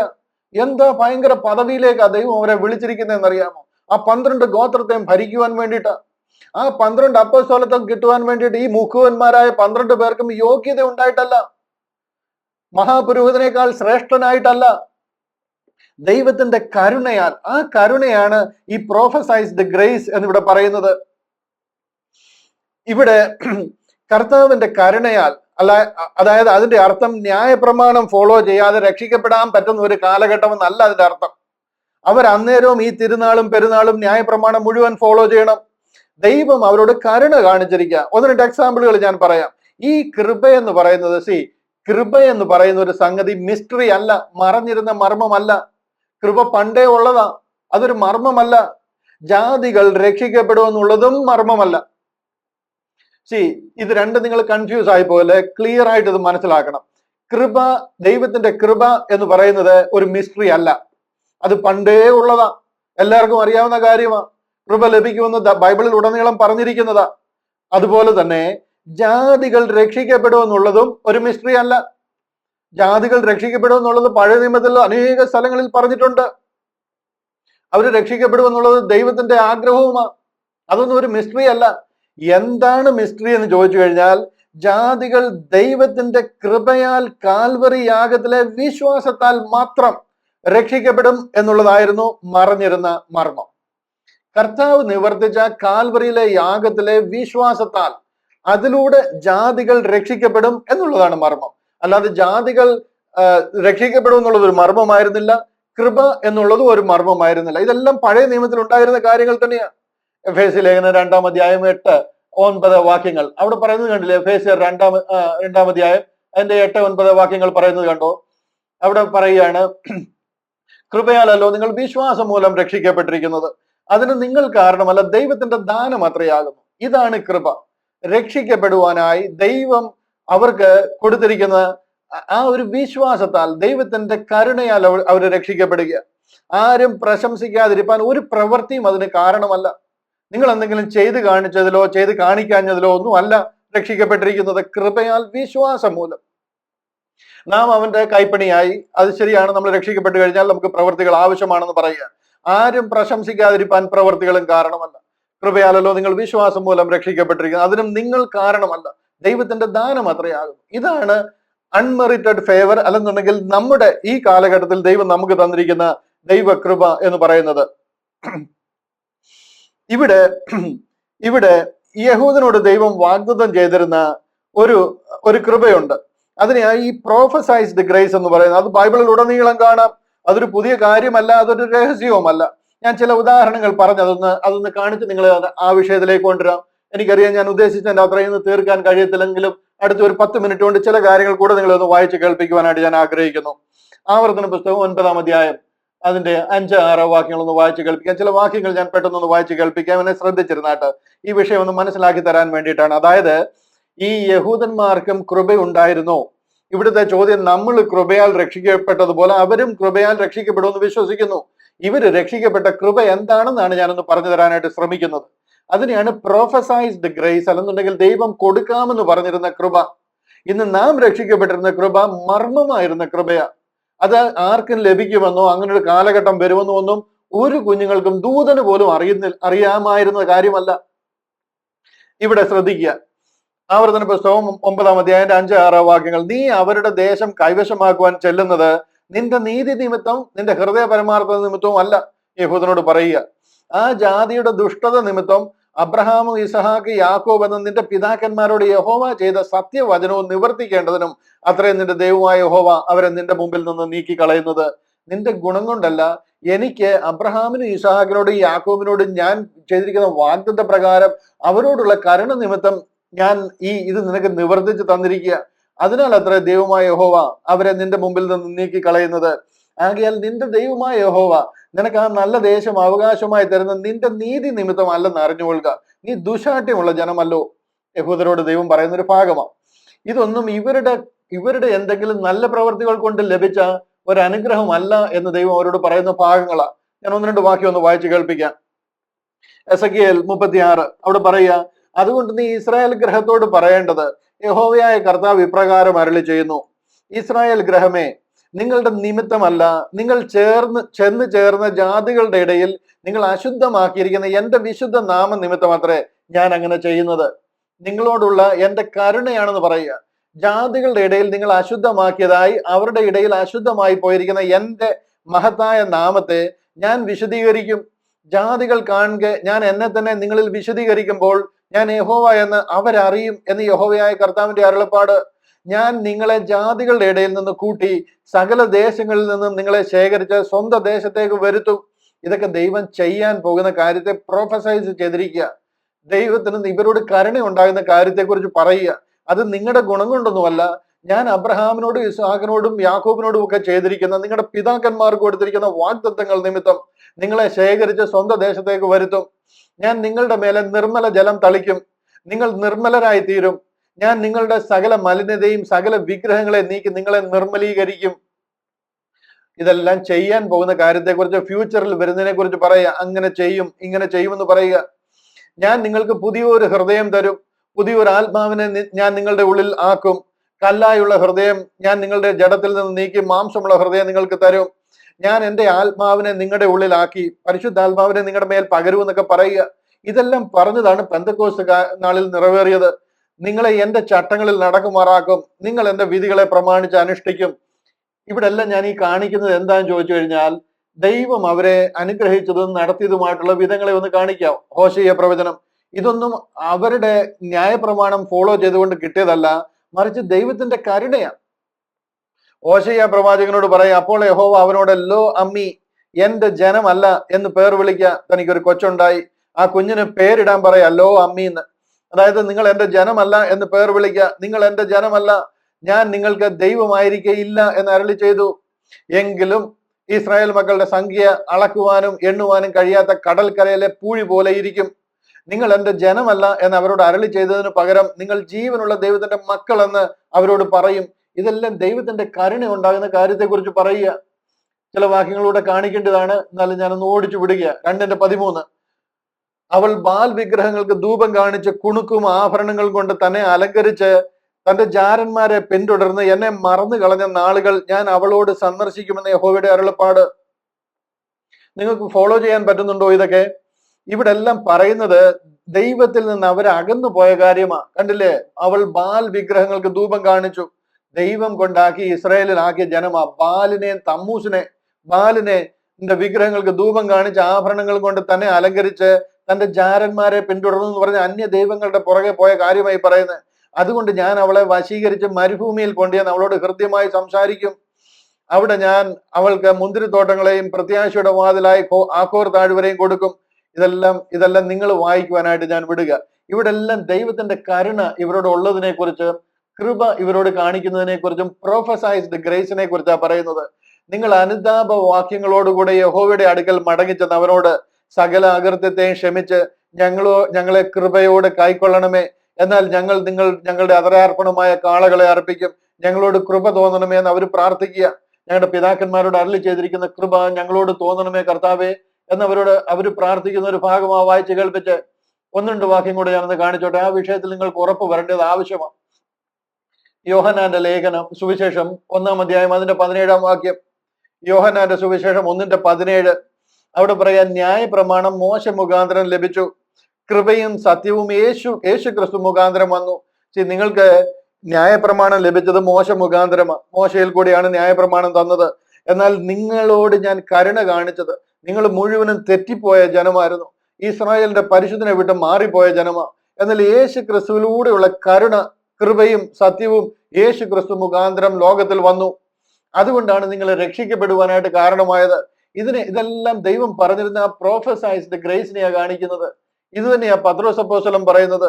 1 പത്രോസ് 1:10 കണ്ടില്ലയോ, നിങ്ങൾക്ക് വരുവാനിരിക്കുന്ന കൃപയെക്കുറിച്ച് പ്രവചിച്ച പ്രവാചകന്മാർ ഈ രക്ഷയെ ആരാഞ്ഞ് അന്വേഷിച്ചിരുന്നു. ഇതെല്ലാം പറയുന്നത് ഭാവി കാലത്ത് വരുവാനിരിക്കുന്ന കൃപയെക്കുറിച്ച്. യാക്കോബ് അപ്പോസ്തലന്റെ ഒരു വാക്യം കൂടെ കാണിച്ചാൽ അവിടുന്ന് മാറാം. യാക്കോബ് അപ്പോസ്തലൻ പറയുന്ന ഒരു ഭാഗം കണ്ടില്ലയോ, ഇവിടെ പറയാണ്, എന്നാൽ അവൻ അധികം കൃപ നൽകുന്നു, അതുകൊണ്ട് ദൈവം നിഗളികളോട് എതിർത്ത് നിൽക്കുകയും താഴ്മയുള്ളവർക്ക് കൃപ നൽകുകയും ചെയ്യുന്നു എന്ന് പറഞ്ഞിരിക്കുന്നു. നിങ്ങൾ ദൈവത്തെ മാനിച്ചും സ്നേഹിച്ചും ദൈവത്തിനോട് ചേർന്ന് താഴ്മയോടും വിനയത്തോടും ദൈവിക കൽപ്പനകൾ അനുസരിച്ച് നിന്നു കഴിഞ്ഞാൽ നിങ്ങൾക്ക് ധാരാളം കൃപ ലഭിക്കും. ഈ കൃപയല്ല ഞാൻ ഈ പറയുന്നതും ദൈവവചനം പൗലോസിൽ കൂടെ വെളിപ്പെടുത്തിയിരിക്കുന്ന കൃപ. ഹല്ലേലൂയ. ദൈവം ഇസ്രായേലിന് വാഗ്ദത്തം കൊടുത്തിരുന്ന പ്രൊഫസൈസ്ഡ് ഗ്രേസിനെയാണ് ഞാൻ നിങ്ങളെ ഈ കാണിച്ചത് മുഴുവനും. ഇതുകൊണ്ടാണ് അവരുടെ ഇടയിൽ ഒരു റെമനന്റ് ബാക്കി വരാൻ തന്നെ കാര്യം. അല്ലെങ്കിൽ ദൈവം അവരെ കൊന്നു കളഞ്ഞേനെ, ഒരുത്തരെ പോലും ബാക്കി വെക്കാതെ നശിപ്പിച്ചു കളഞ്ഞേനെ. അതുപോലെ അവർ ദൈവത്തിൽ നിന്ന് അകന്നുപോയി. യെശയ്യാ പ്രവാചകൻ പറയുന്നത് കണ്ടില്ലയോ, സൈന്യങ്ങളുടെ യഹോവ നമുക്ക് അത്യല്പമായ ഒരു ശേഷിപ്പ് വെച്ചിരുന്നില്ലെങ്കിൽ നാം സോദോമ പോലെ ആകുമായിരുന്നു, ഗോമോറയ്ക്ക് സദൃശ്യമാകുമായിരുന്നു. സോദോം ഗോമോറായിൽ ദൈവം തീ ഇറക്കി നശിപ്പിച്ചതുപോലെ നമ്മെ എന്നെ നശിപ്പിച്ചു കളഞ്ഞേനേമായിരുന്നു. ദൈവം, സൈന്യങ്ങളുടെ യഹോവയായ ദൈവം നമുക്ക് അത്യല്പമായ ഒരു ശേഷിപ്പ് വെച്ചിരുന്നില്ലായിരുന്നുവെങ്കിൽ, അങ്ങനെ ഒരു ശേഷിപ്പാണ് അവർക്ക് ലഭിച്ചിരിക്കുന്ന കൃപയാൽ രക്ഷിക്കപ്പെട്ടിരിക്കുന്ന ഗണം. നിങ്ങൾക്കത് മനസ്സിലാകുന്നു എന്ന് ഞാൻ വിശ്വസിക്കുന്നു. ഈ കൃപയല്ല കൃപായുഗത്തിലെ കൃപ. ഇവിടെ പന്തിരുവർ പറയുന്നത് നമുക്ക് കൃപയാൽ ഈ ഭാഗ്യം കിട്ടിയതുപോലെ അവരും കൃപയാൽ രക്ഷിക്കപ്പെടുമെന്ന് വിശ്വസിക്കുന്നു എന്ന് പറയുന്ന ഒരു സ്റ്റേറ്റ്മെന്റിനെ ഞാനൊന്ന് ക്ലാരിഫൈ ചെയ്തു തരിക നിങ്ങൾക്ക്. നമുക്ക് ലഭിച്ചിരിക്കുന്ന കൃപയല്ല അവർക്ക് ലഭിച്ചിരിക്കുന്ന കൃപ. അവരുടെ കൃപ എന്ന് പറഞ്ഞു കഴിഞ്ഞാൽ അവർ ദൈവജനമാണ്, പക്ഷെങ്കിൽ അവർ തെറ്റിപ്പോയിരിക്കുന്നുണ്ട്. കർത്താവിന്റെ കൃപ അവർക്ക് കൊടുത്ത് അവരെ മടക്കി അവരുടെ പദ്ധതിയിലേക്ക് കൊണ്ടുവരിക. നമുക്ക് ലഭിച്ചിരിക്കുന്ന കൃപ എന്ന് പറഞ്ഞു കഴിഞ്ഞാൽ സകല മനുഷ്യർക്കും രക്ഷാകരമായ ദൈവകൃപ ഉദിച്ചിരിക്കുന്നുവല്ലോ എന്ന് പറയുന്ന കൃപയാ. മനസ്സിലായോ? എല്ലാവർക്കും ആ കൃപയാൽ വിശ്വാസം മൂലം രക്ഷിക്കപ്പെടുക. കൃപായുഗത്തിലെ കൃപ അന്ന് വരെ മറഞ്ഞിരുന്ന ഒരു രഹസ്യമാ. അതിനെയാണ് അമേസിംഗ് ഗ്രേസ് എന്ന് പറയുന്നത്. ഈ കാലഘട്ടത്തിൽ ന്യായപ്രമാണത്തിലെ പ്രമാണങ്ങൾ അനുസരിച്ചല്ല നമ്മൾ രക്ഷിക്കപ്പെടുന്ന, കൃപയാല. ഇവിടെ ചില വാക്യങ്ങൾ പറയാം. തീത്തോസ് 2:11 പറഞ്ഞു, സകല മനുഷ്യർക്കും രക്ഷാകരമായ ദൈവകൃപ ഉദിച്ചുവല്ലോ. എഫേസ്യ ലേഖനം 2:8-9 ഞാൻ വായിച്ച് കേൾപ്പിച്ചതാ. കൃപയാലല്ലോ വിശ്വാസം മൂലം നാം രക്ഷിക്കപ്പെട്ടിരിക്കുന്നത്. റോമർ 11:6 പറയുക, കൃപയാലെങ്കിൽ അത് പ്രവൃത്തിയാൽ അല്ല, അല്ലെങ്കിൽ പിന്നെ കൃപയല്ല. റോമാലേഖനം 6:14 നിങ്ങൾ ന്യായ പ്രമാണത്തിനല്ല കൃപയ്ക്ക് അത്ര അധീനരായിരിക്കുന്നത്. ഇവിടെ കൃപ എന്ന വാക്കിന് ബിബ്ലിക്കൽ അർത്ഥം, അതായത് തിയോളജിക്കൽ മീനിങ് എന്ന് പറയുന്നത് അൺമെറിറ്റഡ് ഫേവർ എന്നാണ്. അതായത് getting what you do not deserve, undeserved favour, അല്ലെങ്കിൽ അർഹിക്കാത്ത ദാനം എന്ന് വേണമെങ്കിൽ നമുക്ക് പറയാം. ഇതാണ് നമുക്ക് ലഭിച്ചിരിക്കുന്ന കൃപ, അമേസിംഗ് ഗ്രേസ്. അതാണ് നാം രക്ഷിക്കപ്പെടുന്നു, അല്ലെങ്കിൽ പൗലോസ് അപ്പോസ്തലനിൽ കൂടി ജാതികൾ രക്ഷിക്കപ്പെട്ടിരിക്കുന്നത് ആ കൃപയാലാണ്. ഇവിടെ 11-ാം അധ്യായത്തിൽ, അപ്പോസ്തലപ്രവൃത്തികൾ 11-ാം അധ്യായത്തിൽ നാം കണ്ട കൃപ, അപ്പോസ്തലന്മാർ പറയുക, ദൈവത്തിന് നമ്മളോട് കരുണ തോന്നി, നാം ഈ വിളിയിലേക്ക് വരാൻ ഭാഗ്യം ലഭിച്ചതുപോലെ ദൈവത്തിന് അവരോടും കൃപ തോന്നിയിരിക്കുന്നു എന്ന് പറയുകയാണ്. ഹല്ലേലൂയ. ഞാൻ ഈ വിഷയം അല്പം കൂടെ ഡീറ്റെയിൽ ആയിട്ട്, ഈ കൃപ എന്ന വിഷയത്തെ കുറിച്ച് അല്പം കൂടെ ഡീറ്റെയിൽ ആയിട്ട് പറയേണ്ടതായിട്ടുണ്ട്. കാര്യം ഈ ഇടയായിട്ട് ചില വീഡിയോകൾ യൂട്യൂബിൽ പ്രത്യക്ഷമായിട്ടുണ്ട്. അതിന്റെ ബേസിസിലാണ് എനിക്ക് ചില ചോദ്യങ്ങൾ ലഭിച്ചത്. കൃപ എന്ന് പറഞ്ഞു കഴിഞ്ഞാൽ ആക്ച്വലി എന്താണ്? ആ കൃപ എന്ന് പറയുന്നത് അൺമെറിറ്റഡ് ഫേവർ ആണോ, അതോ ദൈവത്തിന്റെ എന്തെങ്കിലും പ്രത്യേക തേജസ്സിനെ നമ്മുടെ ഉള്ളിലേക്ക് തരുന്നതാണോ? ദൈവത്തിന്റെ എന്തെങ്കിലും ആ ഒരു തേജസ്സിനെ നാം ആവാഹിച്ചെടുക്കുന്നത് പോലെ ദൈവിക തേജസ് നമ്മുടെ ഉള്ളിലേക്ക് വരുന്നതാണോ എന്നൊക്കെ ഒരു പഠിപ്പീര് യൂട്യൂബിൽ ഈ ദിവസങ്ങളിൽ പുതിയതായിട്ട് വന്നിട്ടുണ്ട്. അതിന്റെയൊക്കെ ബേസിസിലാണ് എനിക്ക് ആ ചോദ്യം ലഭിച്ചിരിക്കുന്നത്. അതുകൊണ്ട് തന്നെ ആ കൃപ എന്താണ് എന്നുള്ളത് ഒന്ന് വ്യക്തമായിട്ട് മനസ്സിലാക്കി തരേണ്ട ആവശ്യമുണ്ട്. അടുത്ത ആഴ്ചയിൽ ഞാൻ ഈ ഭാഗം അല്പം കൂടെ ഡീറ്റെയിൽ ആയിട്ട് പറഞ്ഞ് മനസ്സിലാക്കി തരുവാനായിട്ട് കർത്താവിൽ ആശ്രയിക്കാം. നമ്മുടെ സമയം തീർന്നത് കൊണ്ട് എനിക്ക് ആ ഒരു വിഷയം കംപ്ലീറ്റ് ചെയ്യാൻ പറ്റുന്നില്ല. എങ്കിലും ഞാൻ ഒന്നുകൂടെ ഒന്ന് റീക്യാപ്പ് ചെയ്ത് ഈ വിഷയത്തെ പൂർണ്ണമായിട്ട് അടുത്ത ആഴ്ചയിൽ കൂടുതലായിട്ട് ഈ വിഷയം മനസ്സിലാക്കി തരുവാനായിട്ട് ആഗ്രഹിക്കുന്നു. ഇതൊന്നും മനസ്സിലായി കഴിഞ്ഞാല് അപ്പോസ്തല പ്രവൃത്തികൾ 15 നടക്കുന്ന ജെറുസലേം കൗൺസിൽ എടുക്കുന്ന തീരുമാനം നമുക്ക് പൂർണ്ണമായിട്ട് ഉൾക്കൊള്ളാനും, നമുക്ക് ക്രിസ്ത്യാനികൾ എന്ത് ഫോളോ ചെയ്യണം, യഹൂദിയ വിശ്വാസത്തിലുള്ള എന്തെല്ലാം കാര്യങ്ങൾ നമുക്ക് ഡയറക്ട്ലി ആപ്ലിക്കബിൾ അല്ല. അതൊക്കെ പറയുമ്പോൾ തന്നെ ആ പുസ്തകം എന്ന് പറയുന്നത് ഈ പുസ്തകമാണ്. അതായത് എന്താ പറയുക, ഉൽപ്പത്തി മുതൽ മലാഖി വരെയുള്ള പുസ്തകങ്ങൾ തന്നെയാണ് അവരുടെ തനാഖ് എന്ന് പറയുന്നത്. അവരുടെ തനാഖാണ് ഈ കാണുന്നത്. ഇതിന്റെ കവർ ടു കവർ ദൈവവചനമാ. ഇത് മുഴുവനും സ്വർഗത്തിൽ എഴുതിയതിനു ശേഷമാ ഭൂമിയിൽ വന്നിരിക്കുന്നത് തന്നെ, എഴുതപ്പെട്ടിരിക്കുന്നത് തന്നെ. അത്രയ്ക്ക് ദൈവിക അരുളപ്പാടുകളാ. അതിനൊന്നും ഒട്ടും ഇമ്പോർട്ടൻസ് കുറച്ച് കാണല്ല. പക്ഷെ അതിലല്ല നമ്മുടെ വിളിയും തിരഞ്ഞെടുപ്പും. ജാതികളായി തള്ളപ്പെട്ട് കിടന്നിരുന്ന ഇസ്രായേൽ പൗരതയോട് യാതൊരു സംബന്ധവും ഇല്ലാതെ കിടന്നിരുന്ന നമ്മുടെ രക്ഷ ലഭിച്ചിരിക്കുന്നത് കൃപയാൽ വിശ്വാസം മൂലമാണ്. അത് അപ്പോസ്തലനെ പൗലോസിൽ കൂടി അറിയിച്ചിരിക്കുന്ന ഒരു സ്വർഗീയ പദ്ധതിയാണ്. അതാണ് റോമാലേഖനം മുതൽ ഫിലമോൻ എഴുതിയ ലേഖനം വരെ എഴുതി തന്നിരിക്കുന്നത്. ആ കൃപയാണ് അമേസിംഗ് ഗ്രേസ് എന്ന് നമ്മൾ വിശേഷിപ്പിക്കുന്ന ദൈവകൃപ. ആ കൃപയാലാണ് ഇന്ന് ഞാനും നിങ്ങളും രക്ഷിക്കപ്പെടുന്നത്. ആ ഒരു വ്യത്യാസമാണ് ഈ കൗൺസിലിൽ അവര് പൗലോസ് അപ്പോസ്തലൻ അവിടെ ക്ലാരിഫൈ ചെയ്യുന്നതും, അതിന്റെ അവസാനത്തിൽ അവരൊരു ജെന്റിൽമാൻ എഗ്രിമെന്റിലേക്ക് വരുന്നതും, അവര് പൗലോസിനും ബർന്നബാസിനും തീത്തോസിനും ശുശ്രൂഷയുടെ വലങ്കരം കൊടുക്കുന്നതായിട്ട് നമുക്ക് അടുത്ത വാക്യത്തിൽ കാണുവാനായിട്ട് കഴിയും. അങ്ങനെ ഒരു എഗ്രിമെന്റിലേക്ക് അവിടെ വരുവാൻ ആ ഒരു കൗൺസിൽ തീരുമാനങ്ങൾ വരുന്നത് നമുക്ക് കാണുവാനായിട്ട് കഴിയും. അടുത്ത ആഴ്ചയിൽ ആ വിഷയം കൂടുതൽ ഡീറ്റെയിൽ ആയിട്ട് ചിന്തിക്കുവാൻ ദൈവം നമുക്ക് അവസരം തരട്ടെ. ഇത് നിങ്ങൾക്ക് അനുഗ്രഹമായെന്ന് ഞാൻ വിശ്വസിക്കുന്നു. തുടർന്ന് ആ ഭാഗം ഗലാത്യ ലേഖനം 1-2 അധ്യായങ്ങളും വളരെ ഡീപ്പായിട്ട് അതുമായിട്ടൊന്ന് കോറിലേറ്റ് ചെയ്ത കാര്യങ്ങളെ പഠിക്കുവാൻ, മനസ്സിലാക്കുവാനും ദൈവം നിങ്ങളെ സഹായിക്കട്ടെ, അനുഗ്രഹിക്കട്ടെ എന്ന് പ്രാർത്ഥിച്ചുകൊണ്ട് വാക്കുകൾ വിരാമം കുറിക്കുന്നു. കർത്താവിന്റെ കൃപ നമ്മോട് കൂടെ ഇരിക്കുമാറാകട്ടെ.